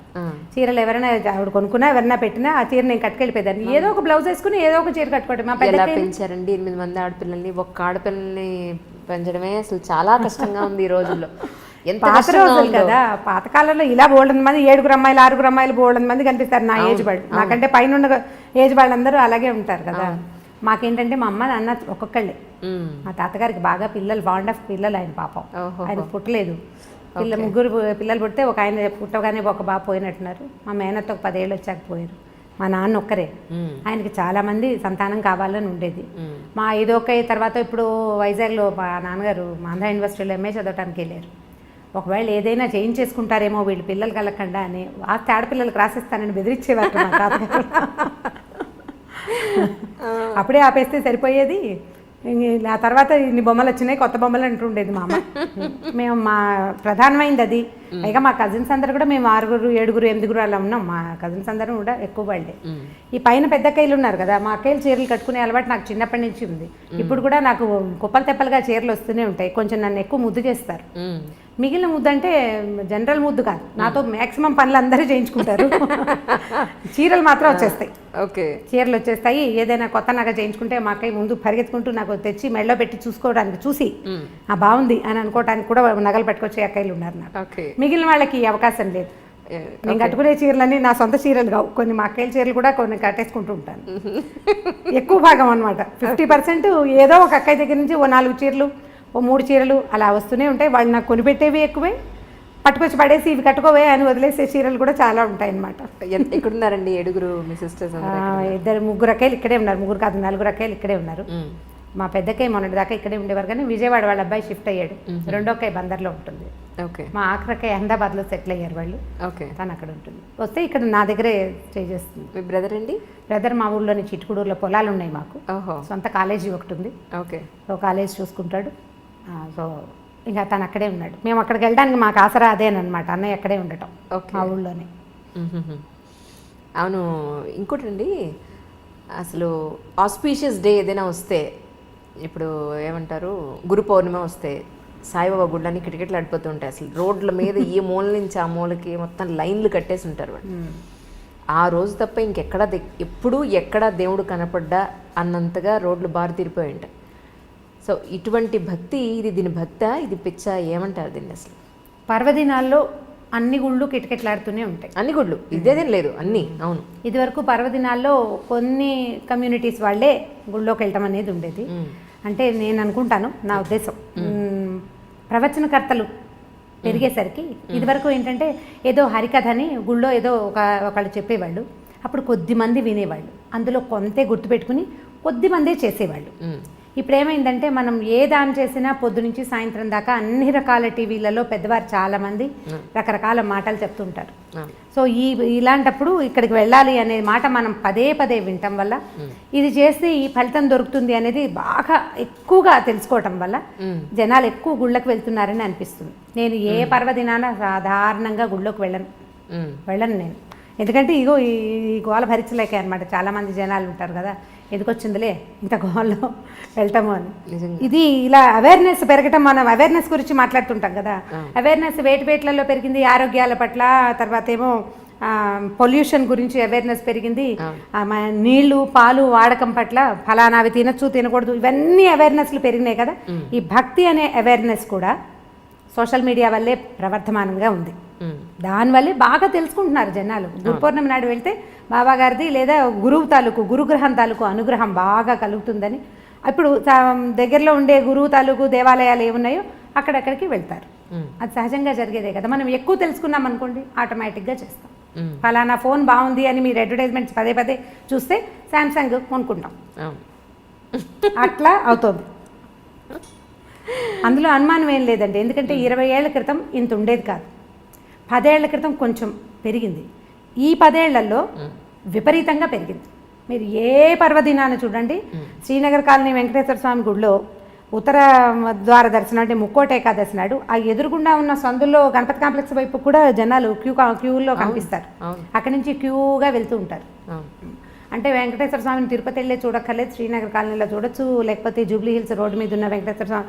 అసలు ఆ గుడి ఇంతే చిన్నగా కనిపిస్తుంది మామూలు రోజుల్లో. ఈ పర్వదినాల్లో మనకి విపరీతంగా పువ్వులతోటి అలంకారం చేస్తారు. ఆ రోడ్డంతా బ్లాకు. ఇక నానావిధ భక్త సమాజాలు అక్కడే ఉంటాయన్నమాట. ఆ ఒక రోజులో చూడకపోతే మనకి బోళ్ళని పాపాలు చేసేసాం.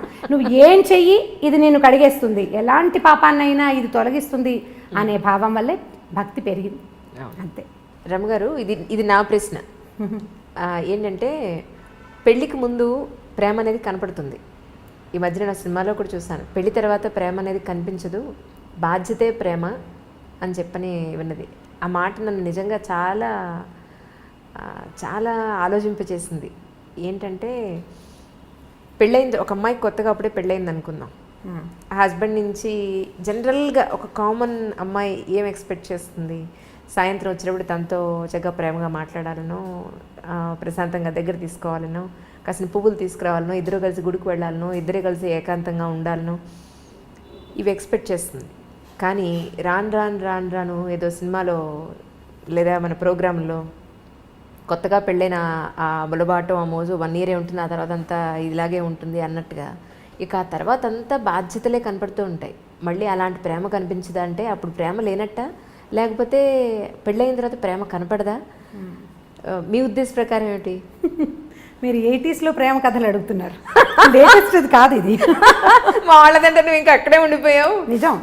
ఇంకా పువ్వులు తెస్తాడు పెట్టుకునేందుకు, ఏ పిల్ల జడేసుకుంటుందో చెప్పండి? ఒకటి ఆ జడేసుకోదు, ఉద్యోగం చేస్తుంది. ఒకటి గుడిలోకి వెళ్దాము అనగానే వాడి పిచ్చివాడిలా తోస్తాడు అమ్మాయికి. మీరేం అనుకోకండి, ఇలా ఇప్పుడు జరిగే సంగతి అదే. గుడికి గోపురానికి ఉండదు, వీళ్ళు మాల్స్కి వెళ్తారు, సినిమాలకు వెళ్తారు, కలిసి సినిమాలకు వెళ్ళే పిల్లలు జంటలు, ఇద్దరు కలిసి ఒకటే సినిమా ఏదో ఫేవరెట్ సినిమా పెట్టుకుని చూసే జంటలు కోకొల్లలుగా కనపడుతున్నారు. ఒకళ్ళు క్యాబ్ బుక్ చేస్తారు, ఇంకొకళ్ళు సినిమా టికెట్లు బుక్ చేస్తారు.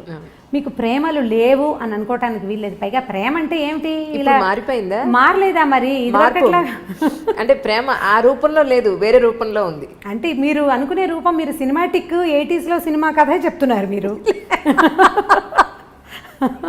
మీ క్వశ్చనే 80 క్వశ్చన్. ఎవరు చేస్తున్నారు? సరే, ఇప్పుడు ప్రేమలు ఎలా ఉన్నాయి? ఇప్పుడు ప్రేమలు అంటే, ఇప్పుడు మీరు ఒక కుర్రాడు ఎర్లీగా ఇంటికి రావటం అనేది ఈ రోజుల్లో సాధ్యపడే సంగతి కాదు. వాడి గవర్నమెంట్ జాబ్ ఉండి, గవర్నమెంట్ ఉద్యోగము, పబ్లిక్ సెక్టర్ అంటే ఇప్పుడు అక్కడి నుంచి రావాలి కదా. ఇప్పుడు రకరకాల సాఫ్ట్వేర్ ఉద్యోగాలు, రకరకాల హోటల్స్లోవి, లేకపోతే హోటల్ మేనేజ్మెంట్వి, ఈ ఉద్యోగాలు వాళ్ళందరి టైమింగ్స్ రాత్రి 9 తర్వాతే కదా. సాయంకాలం 5:30, 6 గంటలకి ఇంటికి వస్తాడు అనుకుందాం ఒక అబ్బాయి. అమ్మాయి ఏం పని పడలేదు, ఇంట్లో కూర్చున్న అమ్మాయిలు ఉన్నారా ఇప్పుడు? ఏదో ఒక చిన్నదో పొన్నదో ఉద్యోగం చేయాలనుకుంటుంది. అది చచ్చినో దేవుడా అన్నట్టు వస్తుంది. అప్పుడు వీడు చేతులేసి దగ్గర తీసుకుంటానంటే చచ్చి వచ్చాను, ఏమిటి నువ్వు చేతులు వేస్తావు అనరు? అవును అంటారా? అనరా? డెఫినెట్, ఖచ్చితంగా అంటారు. అవును కదా. ఇప్పుడు ఈ 80 ప్రేమ కహాని ఇప్పుడైతే నడవదు. అవును. ఇప్పుడు మనకు నడిచేది ఏమిటంటే వీళ్ళిద్దరూ కొట్టుకు చావకుండా ఉండటమే ప్రేమ, అంతే. ఈ కొట్టు చావకుండా ఉండాలంటే నీ ఉద్యోగం టైమింగ్స్ వేరు, నా ఉద్యోగం టైమింగ్స్ వేరు. మీ ఆఫీస్లో హాయిగా ఉంటుంది, మా ఆఫీస్లో కాల్చుకు తింటున్నారు, ఇలాంటి పాయింట్లు.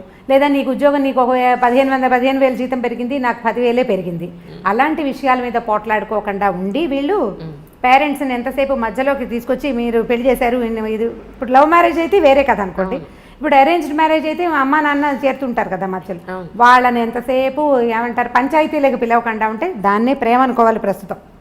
ఏ పంచాయతీ లేదంటే వాళ్ళు ప్రేమగా ఉన్నట్టు. మీకు ప్రేమ అంటే ఇబ్బంది పెట్టకుండా ఉండటము ప్రేమ, అంతేగాని సినిమా చూపించటమో, బయటికి తీసుకెళ్ళటమో, ఏదైనా తినిపించటమో దాన్ని పూర్తి స్థాయి ప్రేమగా అనుకోవటం మనకి వీల్లేదు. ఇప్పుడు ఇబ్బంది పెట్టకూడదు, సతాయించకూడదు, ఎంతో కొంత హెల్ప్ఫుల్గా ఉండటం, దాన్నే ఈ రోజుల నాటికి ప్రేమని అనుకోవాలనిపిస్తుంది నాకు. ఇప్పుడు అమ్మాయి ఏదో ప్రెగ్నెన్సీ, ఆఫీస్కి వెళ్తుంది, ఎట్లా కష్టపడి వెళ్తుంది, దానికి కొంచెం హెల్ప్ చేయటం, కొంచెం పని చేయటం. ఆ అమ్మాయి వచ్చేసరికి పనులు పేర్చి ఉంచకుండా కొంత పని అయినా చేసి కూర్చోబెట్టి వీడే సరుకులు కొనుక్కొచ్చి అవన్నీ చేయక్కర్లేదు, కొంత హెల్ప్ చేస్తే చాలు. మనం ఎలా తెలుసుకుంటున్నామంటే అడ్వర్టైజ్మెంట్స్లో కూడా అవే కనిపిస్తాయి. అమ్మాయి కాళ్ళు చాపుకొని కూర్చుంటే మొగుడు ఇల్లు వాకిలి తుడుస్తూ కనిపిస్తాడు. అది చూసి వీళ్ళు నువ్వు అలా తుడవట్లేదు అంటే ఎవరు తుడుస్తారు? ఎక్కడైనా జరుగుతుందా అట్లా? ఎక్కడా జరగదు. నువ్వు ఒళ్ళంచకుండా కాళ్ళు చాపు కూర్చుంటే నీకు నార్మల్ డెలివరీ ఎలా అవుతుంది? నువ్వు పిల్లడికి పాలిచ్చి ఎలా పెంచుకుంటావు? నువ్వు 4 పనులు చేసుకుంటేనే బాగుంటుంది. పనులు 4 చేసుకుంటే అన్ని రకాల పనులు చేసి నువ్వు చెయ్యలేని పనికి అతని సహాయం తీసుకోవాలి. చేయగలిగే పనులకి సహాయం తీసుకుని కాళ్ళు చాపు కూర్చోవాలంటే ఏం పద్ధతులు అవి? దాన్ని ప్రేమ అని అనడానికి వీల్లేదు, ఓవరాక్షన్ అని. అంత ఓవరాక్షన్ చేయక్కర్లేదు. ఇబ్బంది పెట్టకుండా ఉండటమే ప్రేమ అని నేను భావిస్తాను. స్టవ్ మీద పాలు పెట్టాం, పాలు పొంగుతున్నాయని హాల్లో నుంచి చెప్పకూడదు. ఆవిడేదో పని చేసుకుంటుంటే మగవాడు వెళ్ళి స్టవ్ ఆపాడండి, అది ప్రేమ. లైట్ ఫ్యాన్ వదిలేసావు అని అనకుండా వీళ్ళు అటు నుంచి వస్తూ లైట్ ఫ్యాన్ వదిలేసి చాలామంది ఏం చేస్తారంటే అక్కడ చూసి వచ్చి హాల్లోకి వచ్చేసి ఆ గదిలో లైట్ ఫ్యాన్ ఎవరి కోసం తిరుగుతున్నాయి అని అడుగుతారు. అవును కదా, దాన్ని ప్రేమ అనరు. ఆపేసి ఫ్యాన్ వదిలేసి వస్తున్నావు, కరెంట్ వేస్ట్ అని క్లాస్ తీయచ్చు, దీన్ని ప్రేమ అనిపించుకుంటుంది. కొంచెం క్లాస్ తీసే ప్రేమ, అవును. పర్వాలేదు ప్రైవేట్ క్లాసులు తీసే ప్రేమలు కూడా కొన్ని ఉంటాయి. నువ్వన్నీ ఇలాగే చేస్తున్నావు ఈ మధ్య అని వాళ్ళు ఆ పని చేసేసి చెప్పడం. ఇప్పుడు ఇది కూడా చేయకుండా ఏమీ చేయకుండా ఉంటే మాత్రం దాన్ని ప్రేమ అంటానికి వీల్లేదు. ఇంత మాత్రం ప్రేమని ఈ రోజుల్లో ఎక్స్పెక్ట్ చేయొచ్చు. అంతేగాని సినిమాటిక్గా సాయంకాలం అయ్యేసరికల్లా వచ్చేసి మనకు పనులు చేసి పెట్టేసి మన బయటికి తీసుకెళ్ళేసి వాడు ఎంత చచ్చిపోతున్నారు. ఇవాళ రేపు ఉద్యోగాల్లో ఎంత స్ట్రగుల్ అవుతున్నారు. ఉద్యోగాల్లో పోటీ, ట్రాఫిక్లో హడావిడి, ఎంత బాధపడుతున్నారో. పైగా ఎంతసేపు నెల తిరిగేసరికి వచ్చేసే ఈఎంఐలు, ఈ లోన్లు, క్రెడిట్ కార్డులు, అవన్నీ మన వెసులుబాటు కోసం ప్రతి వస్తువు పదునైన కత్తే కదా. క్రెడిట్ కార్డు ఎంత సంతోషంగా ఉండేదో కొత్తల్లో.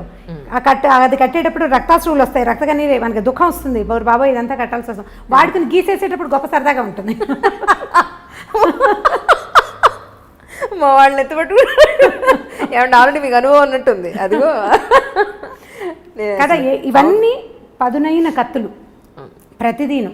ఈ కత్తుల్ని హ్యాండిల్ చేయటమే కష్టం. ఇప్పుడు మగవాడు ఒకడు ఉద్యోగం చేసి ఆడవాళ్ళు ఇంట్లో కూర్చుంటుంటే వీళ్ళకి ఏమనిపిస్తుంది, శని ఆదివారాలు సెలవులు రాగానే వీడు మన బాగా తిప్పేయాలి, అక్కడికి తీసుకెళ్ళాలి, ఇక్కడికి తీసుకెళ్ళాలంటే ఈ 5 రోజులు చచ్చి ఉండి పైగా ఈ వర్క్ అంతా శనివారం రాత్రి లోపల సోమవారం పొద్దుటికి కొద్ది రిపోర్ట్ అందించేసేయాల్సిన ఉద్యోగాలు ఉంటాయి. వాడు ఏం సరదా పడతాడు పాపం. వాళ్ళు ఎలా సరదా పడగలుగుతారు? ఫ్రీగా ఉండటానికి వాళ్ళకి పెద్దగా అవకాశం లేదు. అసలు మన ఉద్యోగ వ్యవస్థే పరమ దౌర్భాగ్యంగా ఉంది. ఇప్పుడు వర్కింగ్ అవర్స్ బాగుండట్లేదు కదా, వర్క్ కల్చర్లు బాగుండట్లా. వాడు stress feel అవుతుంటాడు.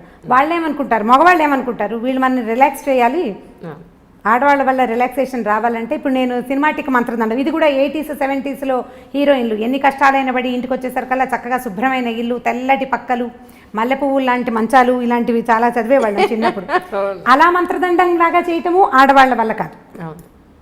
So 70s 80s ప్రేమ కథలు, అప్పట్లో ఉండే ప్రేమలు మనం తెలుసుకున్నవి. మన ఇళ్లలో మనం చూసే మహాంజలి, మీరు ఆలోచించి చూడండి. 80sలో మన అమ్మ నాన్న, 80sలో మనం చిన్నపిల్లలం కదా, మన అమ్మ నాన్న, మన అక్క బావ, మన మామయ్య, మన అత్తయ్య, పోనీ బాబాయ్ పిన్ని, ఇలా సినిమాటిక్గా ఉన్నారా? ఆలోచించి చూడండి. లేరు. అప్పుడు బాధ్యతలు, పనులు విపరీతంగా, పనే పాట. ఇప్పుడు మనకి ఏమీ లేవు పనులు. మగవాళ్ళకి పనులు తక్కువే, ఆడవాళ్ళకి పనులు తక్కువే. మనకి విపరీతంగా ఉన్నది డ్రైవింగ్, పొల్యూషన్, స్ట్రెస్, ప్రతిదానికి అవే హెచ్చుగా ఉన్నాయి. మరి ఇప్పుడు అప్పట్లో బాధ్యతల వల్ల ప్రేమలు తక్కువగా ఉండేవి, సినిమాటిక్ ప్రేమలు లేవు. ఇప్పుడు స్ట్రెస్ వల్ల సినిమాటిక్ ప్రేమలు తక్కువగా ఉంటున్నాయి. మనం స్ట్రెస్సే ఎక్కువ తీసుకుంటున్నాం. ఇప్పుడు శని ఆదివారాలు ఉన్నాయనుకుందాం మన దగ్గర, పోనీ ఒక ఆదివారం ఉంది, దాన్ని సగం చేసుకోవడానికి ట్రై చేయండి. మనం ప్రేమని కొంచెం సినిమాటిక్గా సాధించగలుగుతాం. సగం చేసుకోవడం, పొద్దున పూట బయట తిరిగి, లేదా ఇప్పుడు బఫే బ్రేక్ఫాస్ట్లు అవి కనపడుతుంటాయి ఊళ్ళల్లో, సిటీలోనే, టౌన్స్లో కూడా ఉన్నాయిలేండి. విజయవాడ, గుడివాడ కూడా ఏం తీసుకోలేదు హైదరాబాద్ కంటే. అవి ఆదిలాబాద్లో లేదు కానీ మన నిజామాబాద్ అలాంటి ఊళ్ళల్లో కూడా ఉన్నాయి. పగలు మధ్యాహ్నం దాకా మీరు ఎంజాయ్ చేద్దాం, ఎక్కడికైనా వెళ్దాం, ఎవరింటికైనా వెళ్దాం, గుడికి గోపురానికి వెళ్దాం, సాధ్యమైనంత ప్రేమగా ప్రవర్తించడానికి ట్రై చేసి మధ్యాహ్నం నుంచి మగవాళ్ళని వాళ్ళ వర్క్ వాళ్ళని చేసుకొని ఇస్తే అటే కొట్లాడుకోకుండా మనం కొంత ప్రేమ కథని సాధించగలుగుతాం. ఎంతో కొంత. ఇది కష్టం, చాలా కష్టం అండి, నిజం. పని పూర్తి చేసేసుకోండి, తర్వాత నేను బజార్ వెళ్దాము అని పాతకాలపు హీరోయిన్లలాగా మనము చెప్పలేకపోతాం. రుసరుసలాడుతూ ధుమధుమలాడుతూ ఉంటాం. వారం నుంచి చూస్తున్నాను, నువ్వు ఎప్పుడు పని పెట్టుకుంటావు, దిక్కుమాలిన ఆఫీసు. అయితే అదే దిక్కుమాలిన ఆఫీసు మనకి అన్నాన్ని, పువ్వుల్ని, వీటిని ఇస్తుందని మనం అనేటప్పుడు మనకు గుర్తురాదు. న్యాచురల్ కదా, నేను చెప్పలేదా, నోరు పదునుగా ఉంటుందని. నాలిక బహుపదునైనది, అది ఏమంటుందో దానికే తెలియదు ఒక్కొక్కసారి. ఏమంటున్నామో మనకు అర్థం కాదు కదా, ఉద్వేగం వచ్చేస్తుంటుంది లోపల నుంచి. ఆ వచ్చే ఇరిటేషన్ తోటి మనం ఏదో ఒకటి మాట్లాడతాం. అవన్నీ రేపొద్దున ఆయుధాలుగా మన మీదే సంధించబడతాయి. నువ్వే మానేమన్నావు ఉద్యోగం అంటే, వెధ ఉద్యోగం మానేసేయి అన్నావు అనుకోండి, ఉద్యోగం సీరియస్గా జాబ్ మానేస్తే అప్పటి నుంచి రోజు బెంగగానే ఉంటుంది, ఎప్పుడు మంచి ఉద్యోగం వస్తుందో అన్న టెన్షన్ కదా. సో ఇది అంత ప్రేమను సాధించలేము మనం. కొద్దిగా ఆలోచించి ఈ రోజులకు సరిపడా పువ్వులు అవి ఎక్స్పెక్ట్ చేయకూడదు. హిందీ సీరియల్స్ మీరు చూసారో లేదో, మేము ఆ మధ్య బాగా చూస్తుండేవాళ్ళం. మా పని మనిషికి చాలా ఇంట్రెస్ట్, అది రాగానే సీరియల్ పెట్టంటుండే, అది చాలా బాగుందని. వాడు ఇంటికి రాగానే కుర్రాడు గులాబీ పువ్వు పట్టుకొచ్చిస్తాడు. రోజు ఏం చేస్తారు, మా వారు అంటుంటాడు చెవులో పెట్టుకోమంటున్నాడు. ప్రతిరోజు ఒక గులాబీ మొగ్గ పట్టుకొచ్చి ఇస్తుంటాడు. అంటే బయట నుంచి వచ్చేటప్పుడు పువ్వులు పట్టుకొచ్చి ఇవ్వటం, ఆవిడని శాంతింప చేయాలంటే పువ్వులు పట్టుకొచ్చి ఇవ్వాలి. మా పని మనిషి అడిగేది, అమ్మ మనం ఒక మూర కొంటే సరిపోతుంది, ఈ బంచి 100 రూపాయలు ఉంటుంది, మూర 10 రూపాయలకి వస్తుంది. తమిళ సినిమాల్లో కనిపిస్తాయి పువ్వులు పట్టుకొచ్చి ఇస్తూ ఉండటం. ఇవాళ రేపు మన సినిమాల్లో చాలా తగ్గిపోయినాయండి సినిమాటిక్ వేషాలు. సినిమా వాళ్ళు కూడా ఇవాళ రేపు వేయటం మనం ఎందుకు మానేశారు. మీరు ఆలోచించండి, నాకు అస్సలు గుర్తులేదు. నేను బాగా ఆలోచిస్తాను. నేను మా చిన్నక్కయ్య దగ్గర ఉండేదాన్ని. మా బావ ఎప్పుడైనా పువ్వులు తెచ్చిచ్చిన సంఘటనే నాకు జ్ఞాపకం రాదు. బాగా ఎంత ఆలోచించిన అవి చూసినప్పుడల్లా అనుకుంటాం, మా అక్కయ్యలు బావలు ఏమిటి ఇలా ఎప్పుడు చేయలేదు. ఇప్పుడు ఎలా చేస్తారు? ఇప్పుడు కూడా చేయరు కదా, అది చేయలేం. ఓకే, అవి కేవలం సినిమాటిక్ థింగ్సే. అప్పుడప్పుడు ఒక్కొక్కసారి జరుగుతాయి జీవితంలో. బట్ అదే ఇప్పుడు మన దగ్గర అయితే క్యాండిల్ లైట్ డిన్నర్కి తీసుకెళ్తాము, డిన్నర్లకు తీసుకెళ్ళి ఇంకెక్కడికో తీసుకెళ్తాము, ఇంకేదో చేయటం. ఆల్ సినిమాటిక్ యూనో, అంతే. నిజంగా అండి. అవి ఒకవేళ అవి చేసినా కూడా ఏమిటో విచిత్రంగా విడ్డూరంగా జరగకూడని సంఘటన ఏదో జరుగుతున్నట్టు అలా అనిపిస్తుంది. నిజంగా రమ్మగారు చాలా సంతోషంగా ఉంది. ఏంటంటే ప్రతి మనిషి జీవితంలో వచ్చి వెళ్ళే ప్రతి సంఘటన మనం ఆల్మోస్ట్ పుట్టినప్పటి నుంచి పెళ్ళై వృద్ధాప్యం వరకు అన్నీ మాట్లాడుకున్నాం. ఎన్నో తెలియని విషయాలు. మీరు వృద్ధాప్యం విషయాలు మాట్లాడలేదు. ఇప్పుడు ఉంది, అదొక్కటే పెండింగ్ ఉంది. వృద్ధాప్య విషయంలో మాట్లాడాలి. యాక్చువల్లీ పిల్లలు పెద్ద అయిపోయి ఒక కపుల్కి పెళ్ళైన తర్వాత పిల్లలు, వాళ్ళ చదువులు, వాళ్ళ ఉద్యోగాలు, పెళ్ళిళ్ళు అయిపోయి వాళ్ళు వెళ్ళిపోయాక మళ్ళీ అల్టిమేట్గా మిగిలేది ఈ పేరెంట్స్ ఇద్దరే, వైఫ్ అండ్ హస్బెండ్స్ ఇద్దరే. వృద్ధాప్యంలోకి వచ్చేసి ఒక 60-70 ఏళ్ళలోకి ఎంటర్ అయిపోయిన తర్వాత వీళ్ళు ఎక్కడో ఉద్యోగాల నుండి పొరపాటున వీళ్ళ ప్రాణం పుట్టుకుమంటే వాళ్ళు వచ్చేంత వరకు ఉండే ఈ వెయిటింగ్ చాలా బాధగా ఉంది రమ్మగారు. చాలా చాలా అసలు తలుచుకుంటే భయం ఇస్తుంది నిజంగా. రాళ్ళపల్లి గారు ఇష్యూలో ఆయన నాకు ఇంటర్వ్యూ ఇస్తాను ఒక 10 రోజుల క్రితమే మాట్లాడాను ఆయనతోటి. ఇంకా చాలా నీరసంగా ఉంది అంజలి, ఇంకొక 10 రోజుల్లో చేద్దాం అన్నారు ఇంటర్వ్యూ. తనికెళ్ళ భరణి గారు అదే అన్నారు, ఆయన చనిపోయారమ్మా, ఇంటర్వ్యూ అవ్వలేదు కదా, చేస్తుంటే మాత్రం నీదే ఆఖరి ఇంటర్వ్యూ అయి ఉండేది. ఇప్పుడు వాళ్ళ అమ్మాయి కోసం ఎదురు చూపులు, ఆయన బాడీని మార్చరీలో పెట్టాం, ఆ అమ్మాయి రావాలి, ఈయన అంత్యక్రియలు జరగాలి అని. ఎన్ని రోజులు వెయిట్ చేస్తారో ఏమో మరి నాకు తెలియదు, కానీ కొంచెం 2 లేదా 3 రోజులు. చాలా బాధగా ఉంది. ఈ అమెరికాలో ఫారిన్ కంట్రీస్లో సెటిల్ అయ్యే పిల్లల పేరెంట్స్ అందరి దుస్థితి అదే. ఇప్పుడు ఇదివరకు అనేవాళ్ళు ఎలా బతికామనేది కాదు, ఎలా పోయామనేది ఇంపార్టెంట్. బతకటం ఒక రకమైన బతుకు అనుకోండి, ఎట్లా కొట్లా. ఈ చనిపోయిన తర్వాత అసలు ఇలాంటి మాటలు మాట్లాడడానికి కూడా కష్టంగానే ఉంటుంది. వాళ్ళ పిల్లలు రాలేదు అంటే ఆ బాడీని ఇంట్లో పెట్టుకునేందుకు, వాళ్ళు చివరి క్షణం దాకా జీవించిన ఇంటికి ఇక దాన్ని ఉంచకూడదు. ఇలాంటి దుస్థితి ఎవరికీ రాకూడదు అనిపిస్తుంది. మా కజిన్స్లో, చుట్టాల్లో, చుట్టుపక్కల ఎదురుకుండా ఇళ్లలో అసలు మేము ఉన్న లైన్కి, రాళ్లపల్లి గారి ఇంటి పక్కనే బిల్డింగ్లోనే ఉండేది. ఈ ఎదురుకుండా లైన్ అసలు వృద్ధాశ్రమాలు అంజలి. అవి అందరి ఇళ్లలోనూ ఓన్లీ పెద్దవాళ్లే ఉన్నారు. పిల్లలందరూ ఫారిన్లో సెటిల్ అయ్యారు. ఈ పెద్దవాళ్ళు ఓపికగా ఉన్నన్నాళ్ళు సంవత్సరం వెళ్ళొస్తూనే ఉంటారు. 6 నెలలు ఉండొస్తారు, 6 నెలలు ఇంటికి వచ్చి ఇక్కడ ఉంటుంటారు. ప్రతి సంవత్సరం లేదా సంవత్సరం 2 ఏళ్ళు ఉండిపోయి మధ్యలో ఎప్పుడో ఇక్కడికి వచ్చినప్పుడు వీళ్ళల్లో ఒకళ్ళు పోతే రెండో వాళ్ళ పరిస్థితి వర్ణనాతీతం. వీళ్ళు ఏం చేయాలో తెలీదు, ఇక్కడ ఎవ్వరు ఉండరు, ఏ ఆసరం ఉండదు. ఇలాంటప్పుడే కదా మోరల్ సపోర్టు, పిల్లల సపోర్టు కావాలి. ఒంటరిగా దిక్కులేని పక్షుల్లాగా అయిపోతారు. వాళ్ళు వచ్చేదాకా ఈ బాడీ, ఈ శరీరాన్ని ఇంట్లో ఉంచలేం కదా, ఉంచే అవకాశం లేదు. అసలు మార్చురీలు ఎందుకున్నాయిరా అనిపిస్తే ఇలాంటి దానికోసం ఉన్నట్టు అనిపిస్తుంది. వీళ్ళని అక్కడ ఉంచటం, ఈ 2వ రోజుకే సాయంకాలానికే అవసరం మారిపోతుంది కదా మన పరిస్థితి. ఈ మారిపోయే పరిస్థితిని అవాయిడ్ చేయడానికి అక్కడెక్కడో పెడితే కనీసం పోయినప్పుడు ఒక ఇద్దరు వాళ్ళ పక్కన కూర్చొని ఏడ్చే పరిస్థితి కూడా లేదు కదా, అది కూడా లేదు. వీళ్ళు ఇంట్లో ఉండిపోతారు. కానీ వీళ్ళు ఏడిస్తే వీళ్ళని ఓదార్చడానికి కూడా ఎవరు మనుషులు లేరు, పిల్లలు లేరు, ఎవరో వస్తారు చుట్టాల పక్కల ఉన్నవాళ్ళు. మా ఎదురింట్లో చూశాను నేను ఇలాంటిదే. రాళ్ళపల్లి గారు పాపం ఆయన అక్కడ దిగి కారెక్కి వెళ్తుండేవారు ఎక్కడికైనా. నాకేం ప్రత్యక్షంగా వారితో పరిచయం లేదు, కానీ పక్కనే కదా బిల్డింగ్, దిగి వస్తుంటే చూస్తుండేవాళ్ళు. ఇప్పుడు వాళ్ళ అమ్మాయి వచ్చేదాకా ఆగాల్సిందే. ఎవరైనా ఇదే పరిస్థితి. ఈ అమ్మ నాన్నలు పెద్దవాళ్ళు అయ్యాక ఫారిన్లో సెటిల్ అయ్యే పిల్లలు ఆలోచించాలి దీని గురించి అనిపిస్తుంది నిజంగా.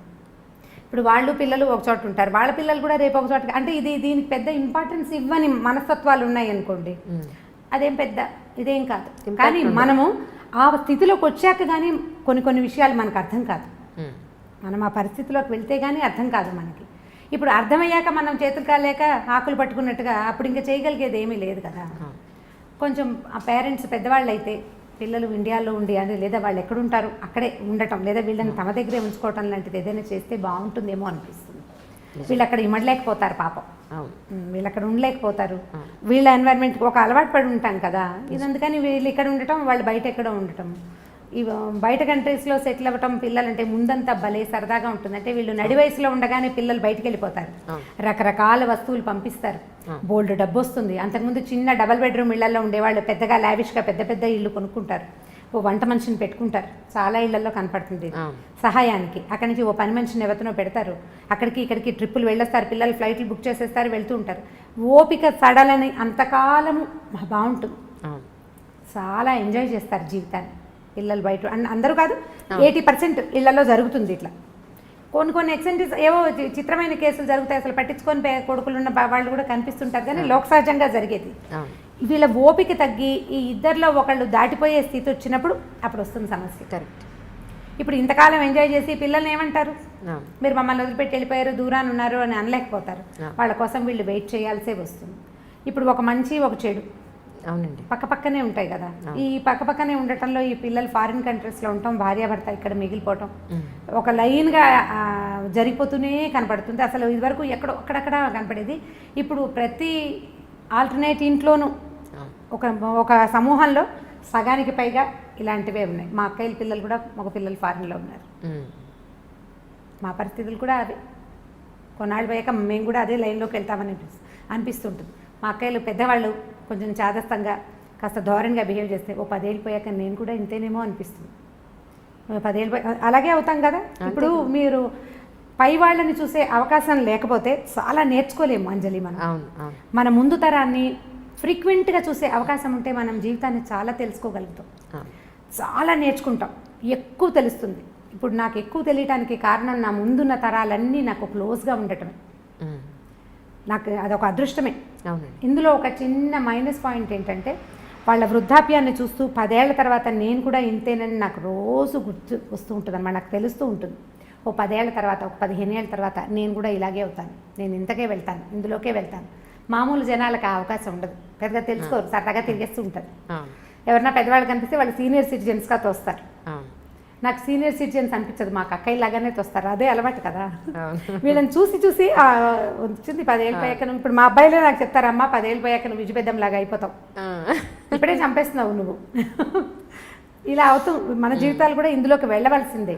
మనం తెలుసుకోవాల్సింది ఏంటంటే ఇవాళ యంగ్ ఎనర్జెటిక్గా శుభ్రంగా బ్రహ్మాండంగా చాలా దృఢంతో ఉన్న మనము రేపొద్దున వెళ్ళే దారి మన ముందున్న దారే కానీ కొత్త దారి ఏది కాదు. అసలు సృష్టిలో కొత్తది లేదు, ఏది లేదు. ఇప్పుడు మనం ఒక విశృంఖలమైన ప్రపంచాన్ని చూస్తున్నాం. మనని చూసినప్పుడు మన పేరెంట్స్ కూడా ఇలాగే అనుకున్నారు, ఏమిటో మారిపోతున్నారు పిల్లలని. మన అమ్మా నాన్నలు అంటే ఇప్పుడు మా అమ్మా నాన్నలు చేయలేదు, కానీ సాధారణంగా మన ముందు తరంలో ఉన్న అమ్మా నాన్నలు పల్లెటూళ్ళు వదిలిపెట్టేసి టౌన్లకి వాటికి గవర్నమెంట్ ఉద్యోగాలకి వస్తున్నప్పుడు వాళ్ళ ముందు తరం కూడా అలాగే అనుకుంది. రోజులు మారాయి అన్నమాట ప్రతిసారి ప్రతి తరం తర్వాత పునరావృతం అవుతూనే ఉంటుంది, తిరుగుతూనే ఉంటుంది ఆ మాట. దాని నుంచి మనం తప్పించుకోలేకపోతాం. ఇప్పుడు మరీ పెరిగింది, రేపొద్దున ఇంకా పెరుగుతుంది. పాతదారిని పట్టడం మన వల్ల అవ్వదు, పాతదారిని వదలలేకపోవటం మాత్రం మన వల్ల అవుతుంది. మనం ఏం చేస్తామంటే మనకి బాగా నచ్చిన విషయాలు కొత్తవి తీసేసుకుని మనకు నచ్చనివి పాత రోజులు బాగున్నాయి అని చెప్తూ ఉంటాం. మనకి ఏది ఇష్టం లేదో ఇదివరకు మేము అలా చేసేవాళ్ళం కాదంటాం, కానీ మనం ఇదివరకు చేయనివి చాలా చాలా చాలా చాలా చాలా చాలా మన జీవితంలో తుడిచేసుకున్న లోపలికి వచ్చేసినాయి అంతే. తలంటి పోసుకోవటం దగ్గర నుంచి ఎక్కడున్నాయి అసలు కుంకుడుకాయలు ఎక్కడున్నాయి చెప్పండి. ప్రతిదీ మన తిండి, మన బట్టలు, మన అలవాట్లు, మన విధానాలు, మన ఇళ్ళు, మన వాకిళ్ళు, ప్రతి విషయం పండగ వచ్చినప్పుడు మనకి సీరియస్గా గుర్తొస్తుంది, ఈ పండగ నాడు మా ఇదేదో చెయ్యాలి అని. అవి ఒకరోజు తర్వాత మర్చిపోతాం. కొంతమందికి పండగలు కూడా గుర్తురావు. పండగ ఇప్పుడు బాగా గుర్తు ఎలా వస్తుంటే టీవీలలో హోరెత్తిపోతూ ఉంటాయి కాబట్టి పండగలు గుర్తొస్తాయి. అవి బాగా ఉపయోగపడుతున్నాయి, ఆ విషయంలో మాత్రం బాగా ఉపయోగిస్తున్నాయి. ఇది మంచిగా చెడు అంటే మంచి చెడు కూడా ప్రతి అన్నీ పదునైన కత్తులే కదా, ప్రతిదీ పదునైన కత్తే. ప్రతి దాన్ని మనం జాగ్రత్తగా వాడుకోవాల్సిందే అంతే. మిమ్మల్ని ఇలా కలవడం, మీతో ఇలా మాట్లాడడం, ఎన్నో తెలియని విషయాలు తెలుసుకోవడం చాలా చాలా సంతోషంగా ఉంది రమ్మగారు. నిజంగా థ్యాంక్ యూ సో మచ్. మిమ్మల్ని ఇబ్బంది పెట్టాను, దయించి ఏమీ అనుకోవద్దు. అంటే ఇప్పుడు మీరు మర్యాదగా మాట్లాడుతున్నారు, కానీ మీకు తెలియని విషయాలు నేనేమైనా చెప్పానా? చెప్పారు, డెఫినెట్గా చెప్పారు. అలా అనిపిస్తుంది. అంటే నాకు అనిపించింది ఏంటంటే ఇంట్లో మీలాంటి పెద్దవాళ్ళు, మెచ్యూరిటీ ఉన్న పెద్దవాళ్ళు, అనుభవం ఉన్న పెద్దవాళ్ళు ఉంటే చాలా సంసారాలు బాగుపడతాయి అనేది ఒకటి, సమస్యలు పెద్దవి కాకుండా ఒక స్టేజ్కి వచ్చి కనీసం మనం తుంచేయగలుగుతాము అనేది ఒకటి నాకు బాగా అర్థమైంది. ఉండాలి, మీలాంటి వాళ్ళు ఇంటికి ఒకళ్ళు ఉండాలి, అది మనస్ఫూర్తిగా కోరుకుంటున్నాను. చాలా సంతోషం మనల్ని కలవడం. థ్యాంక్ యూ అండి, thank you so much once again. నమస్తే. అంటే ఐ డ్రీమ్ని ఎప్పుడు డ్రీమ్స్ కూడా చేయలేదు నేను, అనుకోలేదు, నాకు తెలియదు కూడా.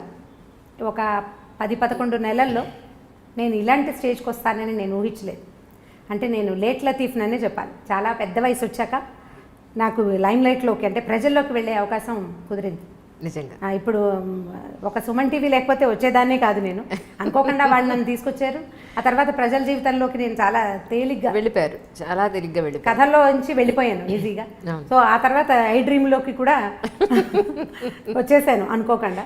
చాలా థ్యాంక్ యూ. మీరు అసలు నన్ను పర్సనల్ ఇంటర్వ్యూ అనే పాయింటే నాకు నచ్చలేదు యాక్చువల్గా. అది నా దగ్గర తెలుసుకోవడానికి ఏమి లేదనిపించింది నాకు. బట్ మీరు నన్ను కన్విన్స్ చేశారు నేను అదే క్వశ్చన్స్ తోటి. అవును అవును అందుకే నేను అసలు ఒక్కడు కూడా పర్సనల్ క్వశ్చన్ వేయని కారణం కూడా. ఎందుకంటే మీరు అన్న మాట నాకు అర్థమైందంటే పనికొచ్చేది ఏదైనా చేయాలండి అని అన్నారు మీరు. ఎస్, నేను కూడా అదే పాయింట్కి కట్టుబడి అదే ఇప్పుడు అంటే మీరు చేసిన ఈ ఇంటర్వ్యూలో నేను చెప్పిన పాయింట్స్లో ఏవైనా అంటే నేను చెప్పిన ఇవన్నీ నా సొంత అభిప్రాయాలే కదా.